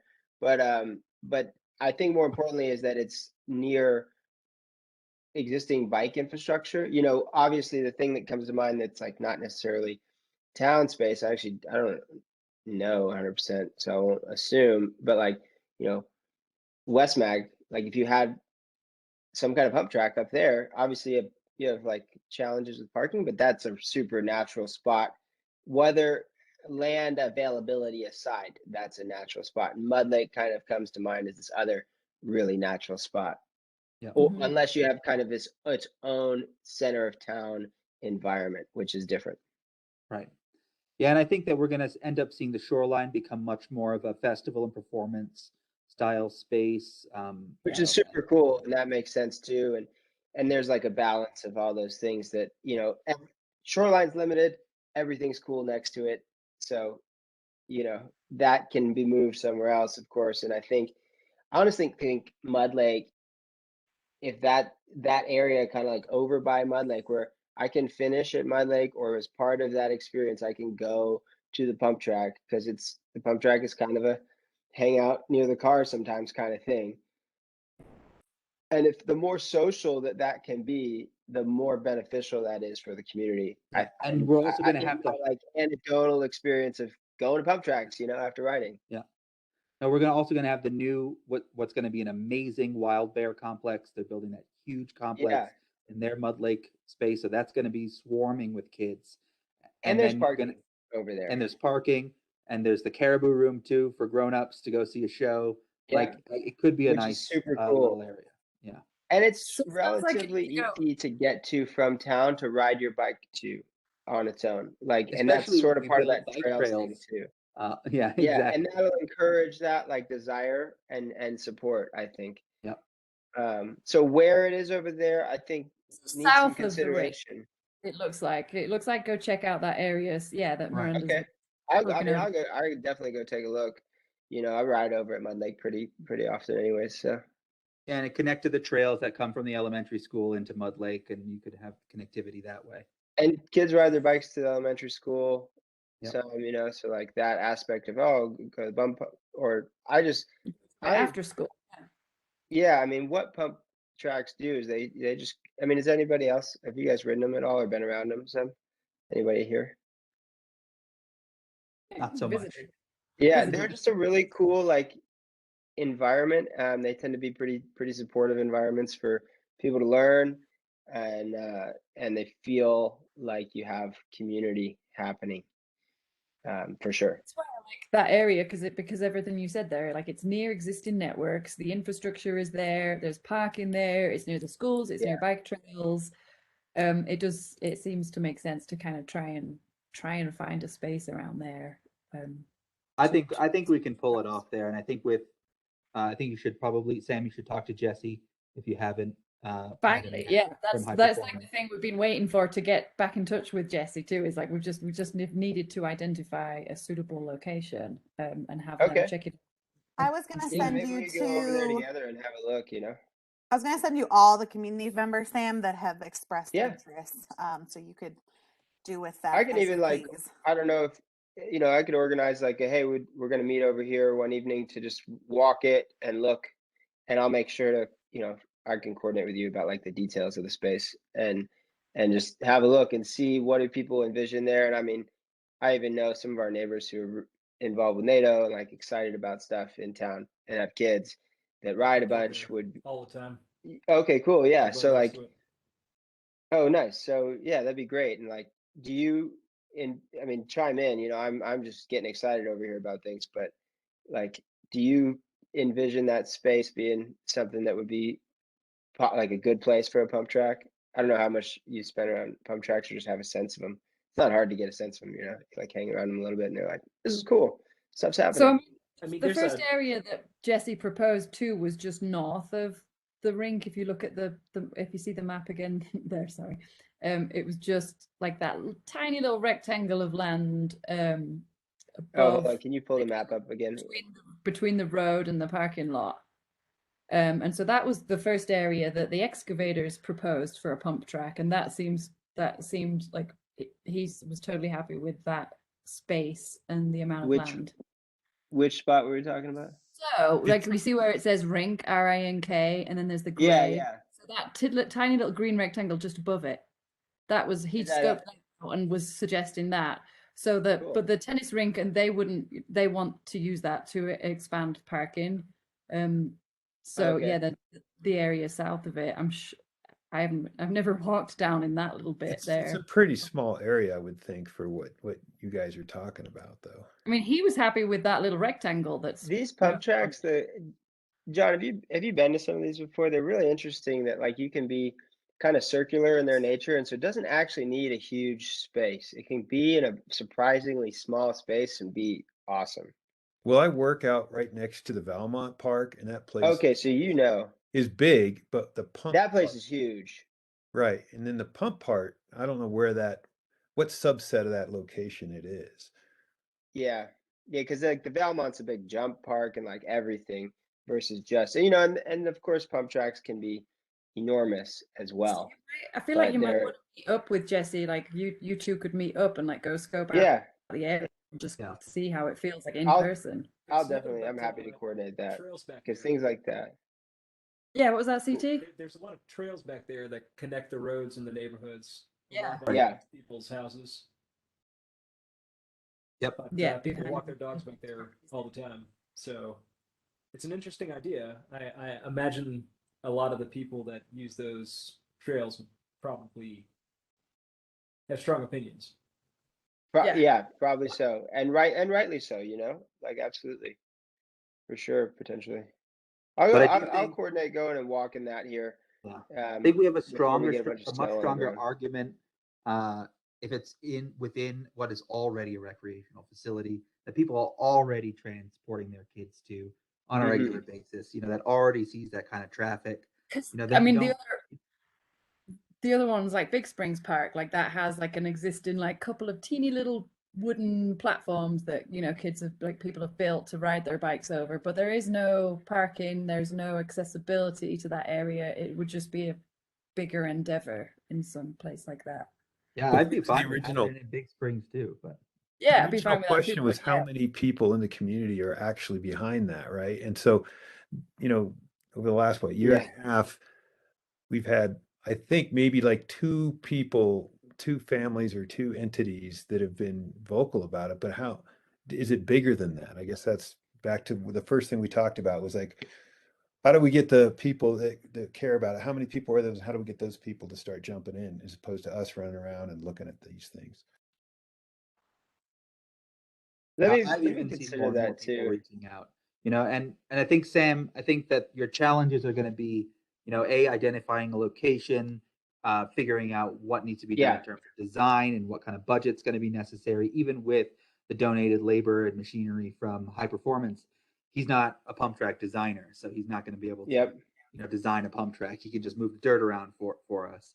And then, what's the maintenance plan beyond 2 years? What's the governance of it? absolutely.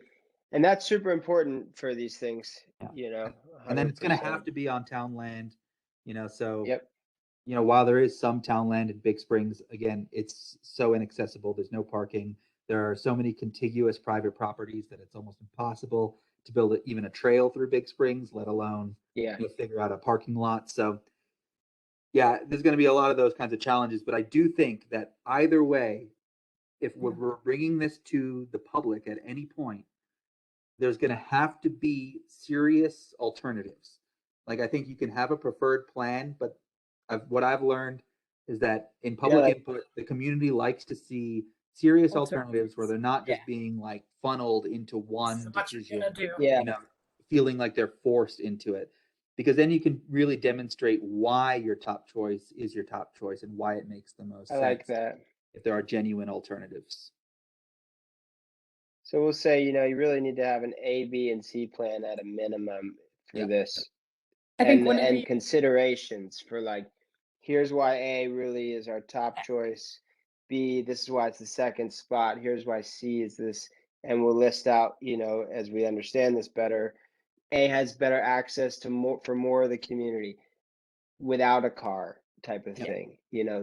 These type of things. It's in an already zone near a trail, and that may evolve as go out and kind of like really look at it. And there's going to be people who are against it on environmental grounds. Yeah. Every single patch of undeveloped territory in Netherlands, somebody will call a wildlife corridor at some point. Sure. Whether it is or it isn't, I don't know. My but backyard is a wildlife corridor. right, exactly. So, but No, but I there's hear you. No, and there's that's- elk migration routes and things like that through town, Yeah. and I that think also valid should be concerns. considered. Yeah. Let me just make notes of like the wildlife migration patterns and taking that into account. Sam, I just want to confirm you are receiving ProSab emails, right? If I send them I to the am. ProSab. The Okay, one that good. you sent at the beginning, I got. Okay, good. I just sent you the emails of all the people who are interested in bike parks. Awesome. I And the will other thing, run with Sam, it. that I would really urge you guys Yeah. to think about is projecting some potential revenues as well. Like, like that. not just kind of the soft benefits to the community, but maybe some Mhm. hard numbers Well, would be good to see. economic impacts of people coming Yeah. and spending time at the bike park because it's the nearest pump track within X range, and Yeah. that data. I know a couple of folks who are in kind of the bike park bigger stuff building industry, but they probably have some good data around. Hey, here's what's happening in communities when you build a specific type of feature, people show up, and I know that's also a point of contention, Yeah. and They don't want people to show up. Yeah, exactly. But there, I think what you said, just you've got to lay out the paper trail for public outreach and for people to check in on the pros and cons on a few different sites to show that, the work has been done and like you've taken the appropriate kind of thoughtful right, not approach just to let's this. build pump track and we No, built it, like Yeah. that's right we've here. considered it. Yeah. Yeah. We've looked at the different options. We've thought through the access. We've thought through the impact, maybe the traffic impact too, like if we're pulling people a little to the edge of town, then yeah, they come through, but they're parking out here, not in town. You put a bike park over by Parker and like now you've got a whole new traffic issue. Right. So you're not competing with like local businesses who rely on like parking for Right. revenue and things like that. Right. Yeah. Or like, I mean, when we get gate property like marked on there, like that's a whole bunch of townland too. But again, it's kind of access and parking and a whole bunch of things that would need to go into considering that plot of land. I'll run with this and it'll start to either formalize or we'll see what happens, but we'll and at the end of the day, the BOT is going to need to approve it. And so if they're just getting a lot of backlash and outrage and not a lot of support letters, then they're probably not going to. So yeah. Do you have a ProSab email too, Sam? Because that's what you might want to do at some point. I do want to ProSab. I don't have one yet. How do I get one? I mean, what I did is just like jesse.prosab@gmail.com. I just opened up a Gmail account just to separate. It gets kind of overwhelming, especially if you're going to be the contact person for all this communication. You might. If you don't feel like reading abuse today, like you can just not check that email. Cool. I'm gonna do that. CT, I'm new to the board recently, so I'm getting tips along the way. And I'm not even on the board, just board adjacent.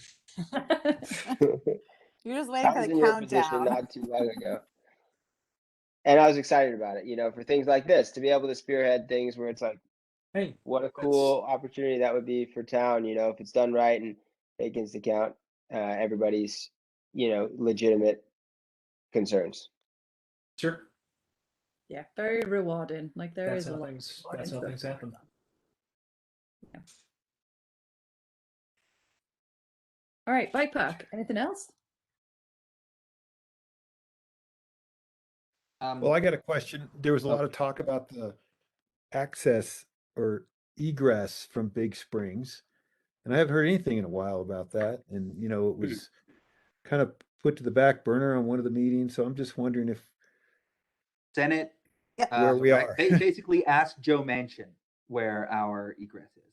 Well, there's no funding, but I can give a little update. So we're meeting next week, myself, Mayor Larson, Mayor Pro Tem Baumhofer, Charlie, who's the interim chief, and then Rick Hendrickson will all be meeting next Wednesday to just kind of make sure that we're aligned and where we had left off, which a lot of that was just making sure we are set on the route, the strategy for talking with neighbors if it does have to go through some of their driveways, and then bring back all that information to ProSab, because I too am a little concerned or wondering if we're all operating off of the most current information. Yeah, what is the current route? Yeah, so Rick, do you want to jump in on the current route if you're still there?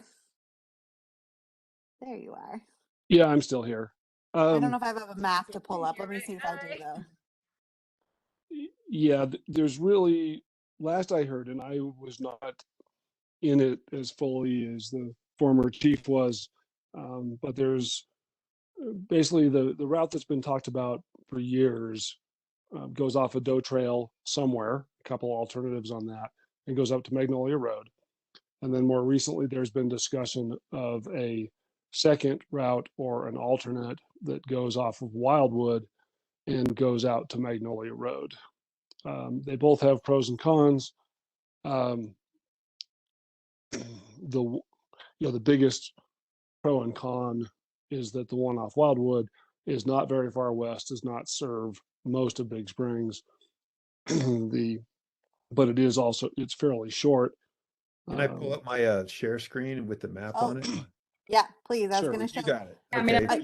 I was gonna show Doe Trail because I will say the last meeting I was in, which was right before Karen and Rick weren't here, was that this was what we're going towards, is the Doe Trail, and that the question was, yeah, is this a private driveway or not? We have determined that there is not exclusive ownership to this driveway. So while of course it is appropriate to do our due diligence and talk with all these neighbors who are impacted, we can continue forward with this route. But I think that's kind of where we left off, was like, we need to talk to these neighbors, and I'm not sure that that's been executed. So the purpose of next week is to just like get our ducks in a row.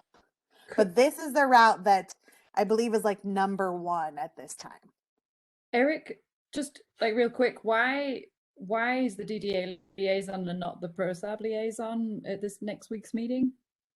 Because, well, we always meet with the mayor pro tem, okay. and the mayor every 2 weeks. I do, Jesse, and so It the just seems feeling like you would want one like rep from ProSab who's been to all these meetings there. But what we need is this information, because there's supposed to be a subcommittee on the egress.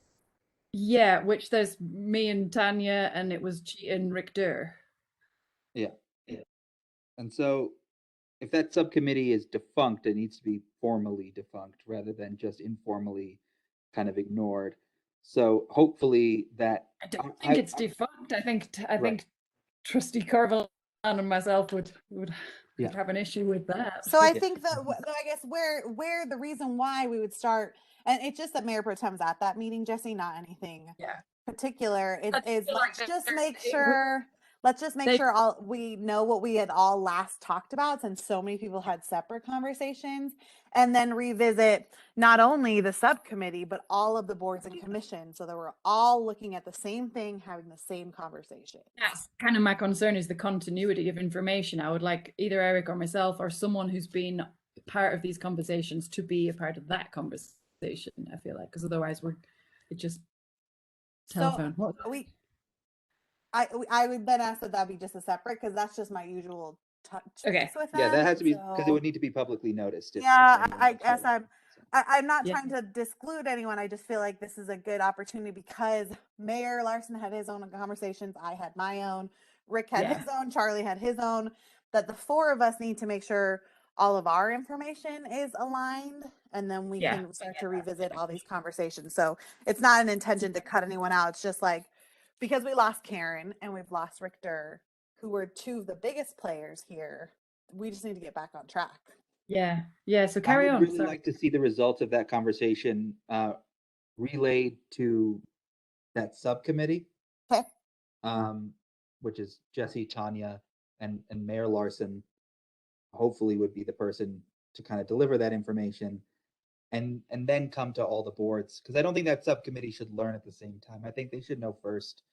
They're supposed to be the subcommittee working on the egress, so that makes sense to me. And it's not so much the decisions will be made when we all meet. It's just more of like, where did every independent party, where did independent parties leave off? Like, where do we, who knows what? Because I would really like to see the new route drawn in an official capacity.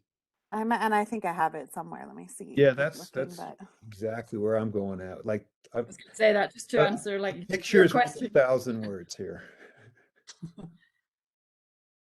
I mean, I guess to answer your question, John, like what the issue is that the town is now not sure where the funding will come from. Correct. So Well, that's it's kind fine, of but I want to make sure that we're not talking about alternative exactly. B going through the watershed area anymore. Like we So all why? Yeah, agree we need that to this Google get this. Earth map shows it going up the zigzag trail, and then as Eric said, then it shows a dotted line where we intend to connect to the 132. Okay, so here's two options, it looks like. Yeah, so it's And they're not both showing you the connection to the roadway, but this is the driveway. This was the parcel in question. The way in which we can pull in actually no longer puts it in question. But yeah, then we really need JVA to get involved too and Yeah. assess the feasibility between these two routes. It was what Richter had proposed prior to his departure. this is all. Yeah, this is so cool to see. Thank you, Miranda. But Yeah. both of those routes are along the ridge, not down in the wetlands. That's right. Right. Right. Correct. So this is the most recent, but again, this was like right before my time. So happy to Oh, provide thank an you. That's update. that's so reassuring to see. Yes, more than happy to provide that update to the group, and then we could add this to all boards and commissions in November, since we don't have the funding, kind of where we're going from here. Even right now, Miranda, even if the reconciliation bill was passed, would we have funding, or has it been cut from it entirely as it So is? Mayor Larson thinks we would. Now, Rick Hendrickson did find a potential alternative funding source, which I wanted to look through a little more too. So I think it would be in our best interest to not bank on that. But Sure. yeah, Mayor Larson seems confident that it could still happen. Well, call Joe and Kirsten and tell them what's what. Yeah. Tell them that if they don't vote for the reconciliation bill, we're all going to burn alive. Okay, we'll tell them. We'll put it on our Facebook just like that. Trustee Coombs is now says. That's good for the notes here. The meeting Yeah, put that in minutes. the minutes. Just at Joe Manchin, at Kirsten Cinema. Yeah. So Jesse, you'll get an update from me Thursday morning. Oh, thank you. It probably will come from me just for the sake of getting it to you. I will send it out with Oh, that's so where- great. Thank you so much. I really appreciate that. Mhm. Jesse, did you see Miranda put in the chat? Can we add parks regs to the end? I just saw that. Yes. I did. So the only reason I say that is because Atashna was the person tasked with doing kind of an initial stab at the regulations. I, of course, you all haven't seen this. I will share it. I'm very concerned with what's listed here, and obviously the legality of some of this stuff we just can't. So is there a new person who I can work with to set recommendations for an ordinance for regulations of parks and open space? I mean, frankly, I think it should be me for the ordinance. I mean, for Okay. whatever messaging that comes out of parks, which is basically ProSap now, that I'll leave to someone else. But when it comes down to the actual ordinance that we're gonna propose here, I think it should be based on basically what similar ordinances that Boulder County has already passed. We have the example of that. We would take the Yeah. things that are relevant to Nederland, and we would ditch the rest, and then Okay. and make it like just straight legal language that works, that's based on something that we already know works. And then when it Okay. comes to messaging, I think ProSap can do Yeah, that, we can help. in terms of like the signage that we might put up about parks rules and how we're going to word it, because we're obviously not going to post an ordinance on a sign, because the sign would be like 15 feet tall just to fit it all in there. But Yeah. So, I mean, so we can maybe during our one-on-one, we could just let's tackle do that. that. Great. Okay, cool. Yeah, if you want to do Outstanding. that, and then we'll review kind of just the public messaging side of it. Yeah, and what I can also do is, once Miranda and I work that up, I can do a sort of maybe bullet point list of what the rules are in layman's terms, and we can decide as a group whether we want to recommend all of them, some of them, or none of them, and then go from there. All right, you all right? You okay doing that? Yeah, it's fine. I mean, it's Right. going to be something I'm going to have to deal with on the BOT anyway, and so I might as well deal with it now. All right. Cool. Well, I'm happy to lay it all out nicely once we've got Yeah. got that. I mean, I'll like fair warning, like I'll probably be extremely judicious about any kind of enforceable rules that we want to have in the park. Probably won't be throwing the kitchen sink at it. It'll just be like very bare minimum because it's something that the Marshall, Sam, and CT, Yeah. Marshall I was Larry gonna say, are you- Johns asked do you wanna- us. Yeah. talk to Larry about that? Well, we'll Or whoever. definitely run it by the PD as Mhm. well. You know, Yeah. but Marshall Johns basically asked ProSab or town or somebody to come up with enforceable rules because right now we have no ordinances or there's nothing in the town code about parks rules and regulations, and so technically the police department cannot enforce anything. Right. And so that's a struggle for them, and that's why they want something baked into town ordinance so they can actually enforce some of the parks rules and regs. But I also don't want to put a bunch of things in there that just result in people getting tickets all the time for essentially nothing. So, Something that's really silly and doesn't make sense to be ticketing. and we people don't want to fall afoul of any of there's been recent high profile cases regarding urban camping bans and things like that, which were deemed to be unconstitutional, and we don't want to put unconstitutional laws on our books. So I think we're just going to be real careful with the way that we do it. Yeah. I think that's smart. Awesome. Thank you, Eric. Yes, thank you. Anything else on just kind of regulations? Otherwise, the last thing is just the ProSab webpage. And the only thing is give Peter feedback and again, don't feel like you have to keep your scope on just ProSab. If you want to peruse all, we'd love to hear what you have to say. Miranda, is it important? Is text content important here in this deadline, in this timeline? No, I mean, so Yeah. Peter has to, we need really most of the content there, but in terms of language changes, we can make those at any point in time. That can be done. Now, if you've got something, he'll take it, but Yeah. Peter has been working primarily from home and he will stop doing that. So his time is a little limited. So the sooner you can get him the feedback, the better, so he can start to integrate it and not be inundated. Okay. So yeah, and you emailed that link, didn't you, to us today? Mm-hmm. Yeah. So I mean, right away, I'd say current initiative should be at the top. yeah. The mission statement should probably have a mission heading. Okay. I mean, I'm taking some notes anyway. Yeah, so but I can. I'll be honest. I will probably drop the ball on sending anything to Peter directly, but I'll try to remember to do that. I mean, it looks so much better to have the master plans all in one place, the bylaws. Yeah. Yeah. I mean, just feel wise, I feel better. So yeah, there is opportunity to make the change. I think it's just he wanted to make sure he's kind of dumping over the big things. Like you'll even see like GoCo is pretty old information that we've got to work on updating. So it's just getting content in here. Oh, it looks so much better. Yeah.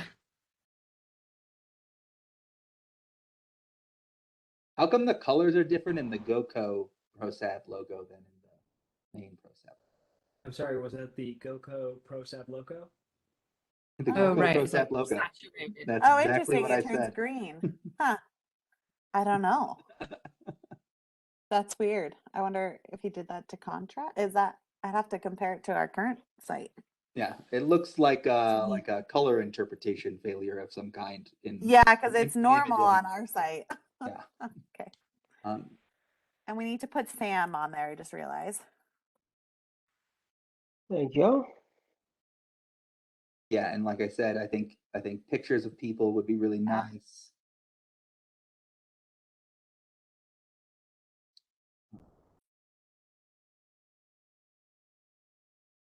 Yeah. Yeah, and then go ahead and send any pictures that then it says to him too, and pictures of town or trails and that's the biggest thing is Peter? missing. Mm-hmm. So his email, and I'll put it in the chat. It's admin ASST. I'll put it in the chat though. send it to him. And yeah, that's his biggest concern is he doesn't have the photos yet. So phase two is to really spice it up. He's put a ton of work into just dumping the content. But we're not launching until really the December, like right at the end of the year. So we still have time for the cleanup.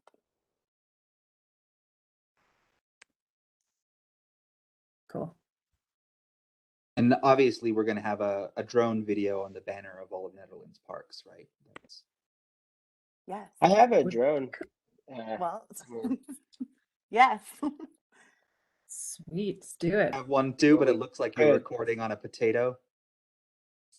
No, mine's like 4K, super Okay. good. You can use it. That'd be awesome. Oh. Is it a DJI, like Phantom or Inspired? Yeah, it's one of those. Yeah.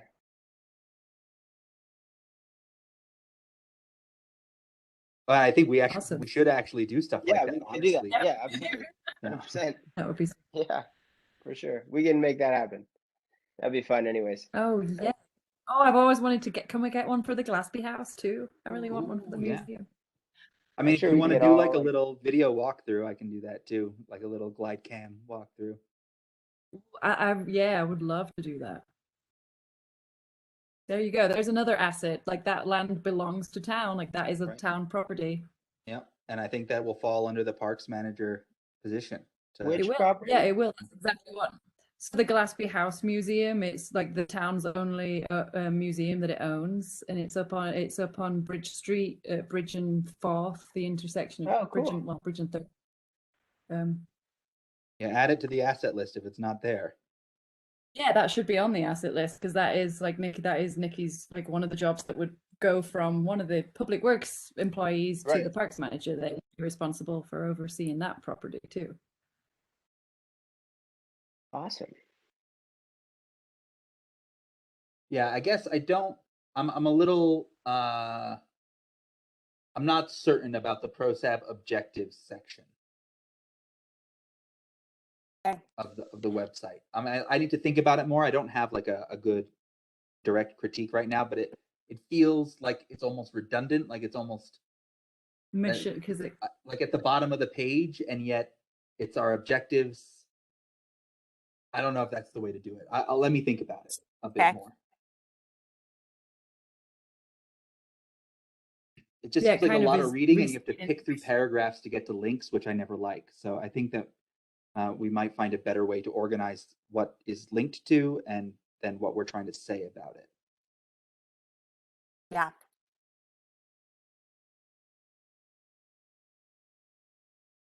Yeah, definitely a banner image at the top. Well, Definitely and if you current wanted initiatives at the top. to send your feedback to ProSab, I mean, just you don't reply all when you all get it. So Uh-huh. you can see one another's feedback. I can Yeah. just make sure that those I'll just add Peter on to that listserv for the time being so he can see that if that's easier, just to make sure we're not duplicating efforts. Yeah, that could be nice. Smart. Thank you.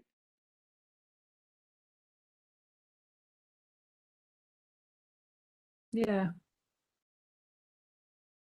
Yeah, I get that. There's something a little clunky just with the ProSab objectives there. Yeah. You know, We'll sort it so the formatting, because this is, he's kind of working within a template. That is one of the downfalls is when you've got kind of a box like that, it just formats funky. So I'm sure he too would probably love to do something a little different. Right, Even but like I mean, spacing. a box like that might be like, important links or, references or something Mhm. like that at the bottom, rather than, bullet pointed paragraphs that have links embedded within them, which I just find to be really, I don't think anybody navigates well that way anymore. Like you just want to see the link you're supposed to click on its own line or a button, nice and clear and simple what you're looking for, rather than picking Mhm. through paragraphs of text. Yeah. Yeah, have a little think on that. Okay, so we'll try and have some reviews by the next meeting, if not before, on that. Yeah, please. And I would just always recommend, for any new members, just like really take some time to click around some of these links and delve into like the documents and try and be familiar with the master plans, the parks plan. In fact, is that on there? should we be linking to the 2013 master plan too? Yeah, it's there. The February 2013 one is there. Yeah. Is it? Okay. Yeah, it's one of the trails. It's one of the links embedded in, like Eric was just talking Yeah. about. Like the sidebar links. And that's the other thing that's confusing. It's like when some links are in a sidebar and some links are in the that's right. body of the web page, and like, yeah, it can get really hard to figure out where you're supposed to click. So I might try to set up a Zoom meeting with Peter as well to maybe just talk through some things. He would love would be that. I mean, easier for that's me. definitely anyone who's interested, he'll set that up if you've got some time. That would be Yeah. huge for him too. Yeah, because if you want me to write an email, I probably will end up not doing it. But if I can just meet with him and talk about it, it might actually happen. Yeah, or if anyone Do you, wants to swing by you ever town use hall. anything like Loom? Oh, is that sorry? I didn't mean to interrupt. Like a Loom video where you just can record and like walk through. You ever use that? It's just Oh yeah, right. Yeah, something like that can be real helpful for things Yeah. like this. Yeah. Because you can kind of point to it and talk about it at the same time. And then Right. it's pretty efficient. And you can also rewatch it Yep. if you wanted to check it. I'll just pop it. I think it's loom.com. It's just free. You can download it for your. I I use it all the time for stuff, and it's for that. It's like real visual. It's nice. I just like the back and forth, you know. I want somebody to tell me I'm stupid right away instead of having to wait, one business day later. It's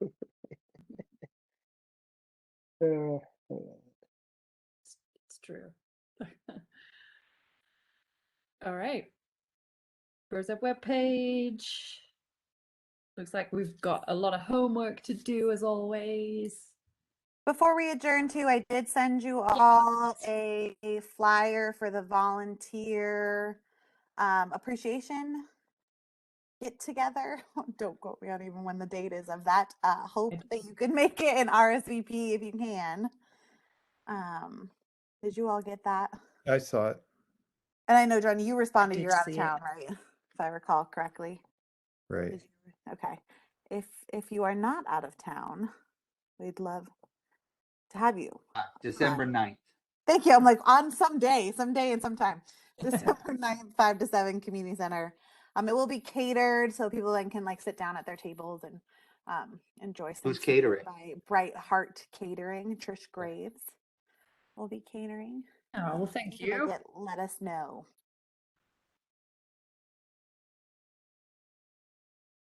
Awesome. Anything else? Other business? I feel like there was something. I have one thing. Yeah. Thank you, Rick. Yeah, just an annual reminder that it's getting cold, so people are starting to have fires, and it's still really dry, and we're starting to get windy. So ashes go in buckets that are sealed well, not in paper bags on wooden decks, because we unfortunately had a garage burn out on Ridge Road last winter when somebody thought their 3-day-old ashes were cold enough, and they put them in a paper bag next to their wood pile. So just good ash maintenance is really important from now until spring. Does the Thanks. slash pile close on the 2nd of November? Is that right? I'm not sure, but The sort yard closes on Saturday, I believe. Okay. Yeah. Saturday. I guess I know what I'm doing tomorrow. That's what I'm doing tomorrow too. Oh man, I gotta rent a truck. Yeah. Okay. I just cut things small enough to fit in my 4Runner. Thank you. That's all I had. Yeah, thank you, Rick. Yeah, that's a good Thank you. reminder. Yeah, the first resort yard always closes like so soon. It feels like the season is so short. Jesse, did you want to There just we do a go. quick GoCo grant update? I don't know if everyone needs that or wants that. Yeah, I mean, I didn't put it on there just because I didn't feel like there was a whole lot to update you with. I mean, the interpretive sign thing is ongoing with the Resilient Shorelines kind of GoCo grant project. What else is going on? I've got an update. It's never a fun update. City of Boulder, the City of Boulder saga continues, where we're just at a place where they need us to get a new survey to then do a new site plan design because they feel like the boundaries as outlined are not accurate. I'm holding a pretty strong either you pay for it or no. Like, I mean, that's just a waste of our financial resources. This should have And so I'm been really hoping addressed, we can like, push today. them. Yeah, Why didn't they mention this at all the prior meetings that we've had? exactly. So Eric and I had talked about if I can't seem to get that resolved, to maybe bring that to commissioners or some different staff members and just be like, are you aware that, you know, all we want to do is develop your trail. Like, it doesn't need to be this complicated. And so I have a All meeting we next want to week. do is fix your broken stuff. I don't know why this is a thing. So I have a meeting on Tuesday.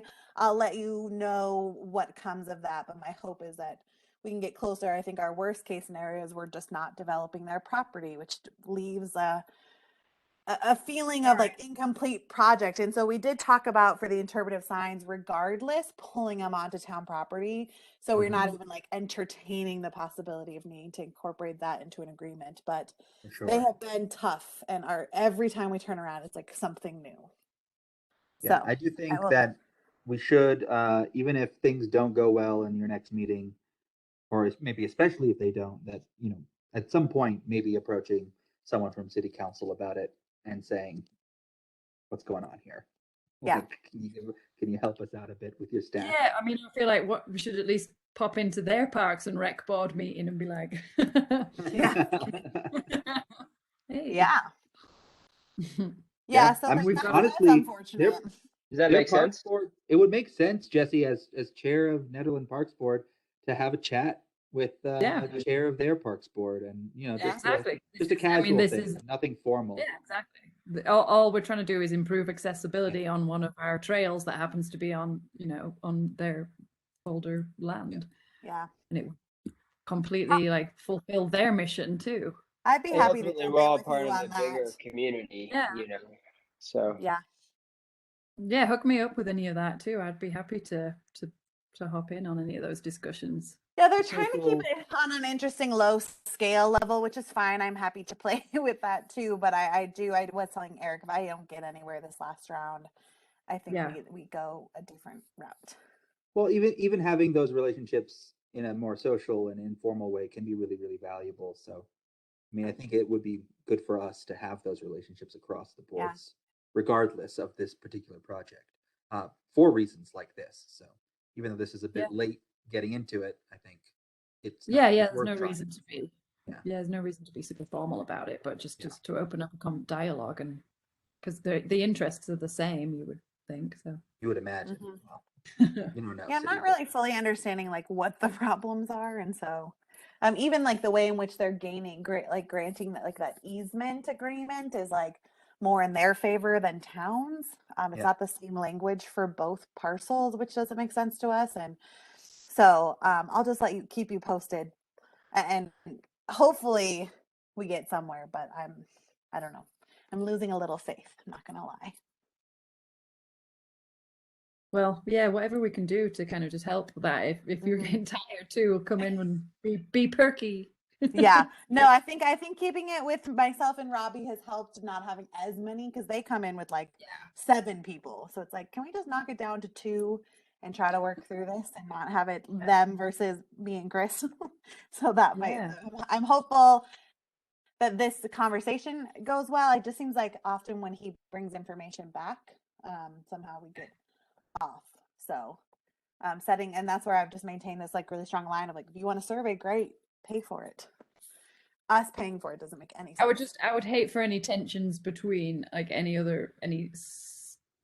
don't know what like the interpersonal relationships are, but anything that has gone on this side that they were, you know, disgruntled with, to affect how they proceed in, you know, their future decisions. Well, I do think that is why, that kind of roundabout way of saying this, like, it's me. I'm doing it now because I think there is some historical challenges, and so therefore it is me now kind of stepping in. Yeah, I think that's to why. take it from there. Because you're so personable, Miranda. So And I hope Robbie seems to be coming from a good place too. So that's why I was like, let's knock it down and get everyone out of the way and try to sort this out. Okay. Yeah. Well, thank you. Yes. So I'll let you know how that goes. But that's our biggest hiccup. Jesse, my other concern is like Jason is still relatively unresponsive. I really need him to tighten up that agreement. and I'm not sure where else to go with that. All my emails go unresponded to. Yeah, he's like terrible with the emails, isn't it? So tough. I know. All right. You know me, like, can you just get back to me, please?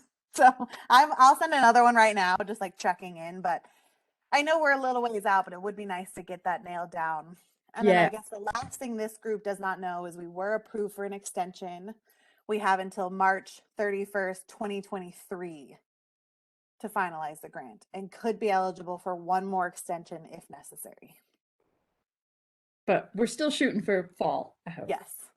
Yes, absolutely. And I think if we have a parks manager, that'll help even more because dedicated attention to Oh, that's finalizing the awesome. grant. Wow. That's amazing. So that's my update. Great. Yeah, no, I'll shoot Jason another little text and maybe just call because he's quite good with phone calls. Yeah, I just sent a like, hey, following up on this right now, but Yeah. I know you've talked to him a bit more. Cool. Yeah, and then I need to keep shuffling on the housing for the artists. I have not sent. I know you sent me a couple of emails for that. Follow up on. All right, I think we're good though for now. Maybe a better update next month about that project.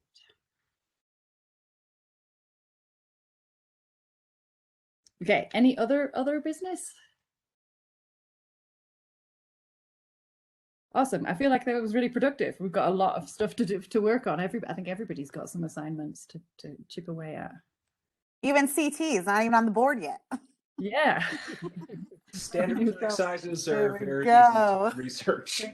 Now. But I guess the still keep recruiting because we still need a board member and an alternate. So Yes. yeah, still put the word out there, and whatever help we can get, we will take any.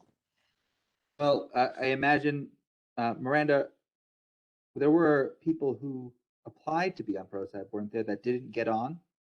That was Saab. Because you Oh, that didn't. was Saab. ProSab didn't have anyone in June. That's right. We didn't have a vacancy. Yeah, you didn't have a vacancy. So I did send it to a Still. few people who had mentioned it. CT's popped in my inbox and I didn't even know you yet. But I did send it off to a few people who may be actually more interested in the alternate. Right. But I let them know that it was an option, both were an option. Awesome. And Chris Perret is still technically on the board, right? Yes, although he did share that he does not plan to seek reappointment next year. Got it. But it is kind of situations like that it's, someone who comes to maybe one out of every 3 meetings. It would be nice to try and encourage people who actually want to kind of participate. Because you are all awesome, and you're like when people are doing stuff, it really helps move like the action along a lot faster. So thank you everyone here for really contributing. Well, let's not move it along too fast. Yeah. Let's keep a nice, steady volunteer pace. Steady volunteer pace. Yeah. But that's it. Like if you just need to do a couple of things in between meetings, and that's how things happen. Yeah. But don't burn out, because I've been burning out this year. So yeah, I'm starting to lose it myself. Yeah. With town stuff, especially, just a lot. I know. I really thought our board meeting was gonna end at 9, and then I was sad that I went a whole extra hour. A whole extra hour. I was convinced it did not work out. Yeah. Self-care. Miranda, is there like town volunteers? Do they get membership to the community center gym? Or is that just for town staff and BOT? Yeah, it's just for town staff and BOT. Although I think we could talk about that being. Yeah, let's open that up for sure. Yeah. I feel like that would be an added incentive for people too. Yeah. Definitely. I think one thing the board will have to weigh out is just their revenue source. That they are short, and so I will just tell Eric this. That's just something to assess there is. Yeah, but now and then if you factor in what we might be able to do with parks in general, and the idea of rolling maybe Ned Rink and tennis and community center memberships together, sort of having package deals. Maybe the new bike park also could have a membership system that's similar. For volunteers, I think that would be like it would maybe help kind of bring more people in if there was something for them Yeah. too. I doubt the few people that are on advisory boards are going to make a huge dent in the No. community center Financial. revenues. No. I'd imagine not. Yeah. Oh, thank you for considering. So 1 catered meal per year and maybe a community center membership. Yeah. Feeling good, guys? I mean, you want to keep going? And Take it. fun late night meetings. Right, just right. the best. Fun late night meetings. Oh. We are, I guess All the right. one thing I will say is that really quick, as the hybrid, we are going to hire a consultant with the remainder of our cares. We are interviewing the last person next week. We'll select our whoever's going to do it with the goal of being hybrid by the end of November. Great. So All right. good news there. Awesome. And that's hybrid for both public and for board members? Yes. Yes, great. Cool. Exciting. Other business? Like I can always give updates. I think that's it probably from I me. move to adjourn. Seconded. All right. Eric moved to adjourn. Brian seconded. Meeting is called 9:32 p.m. Thank you very much, everyone. Thank you. Everybody. Thanks, folks. See you next time.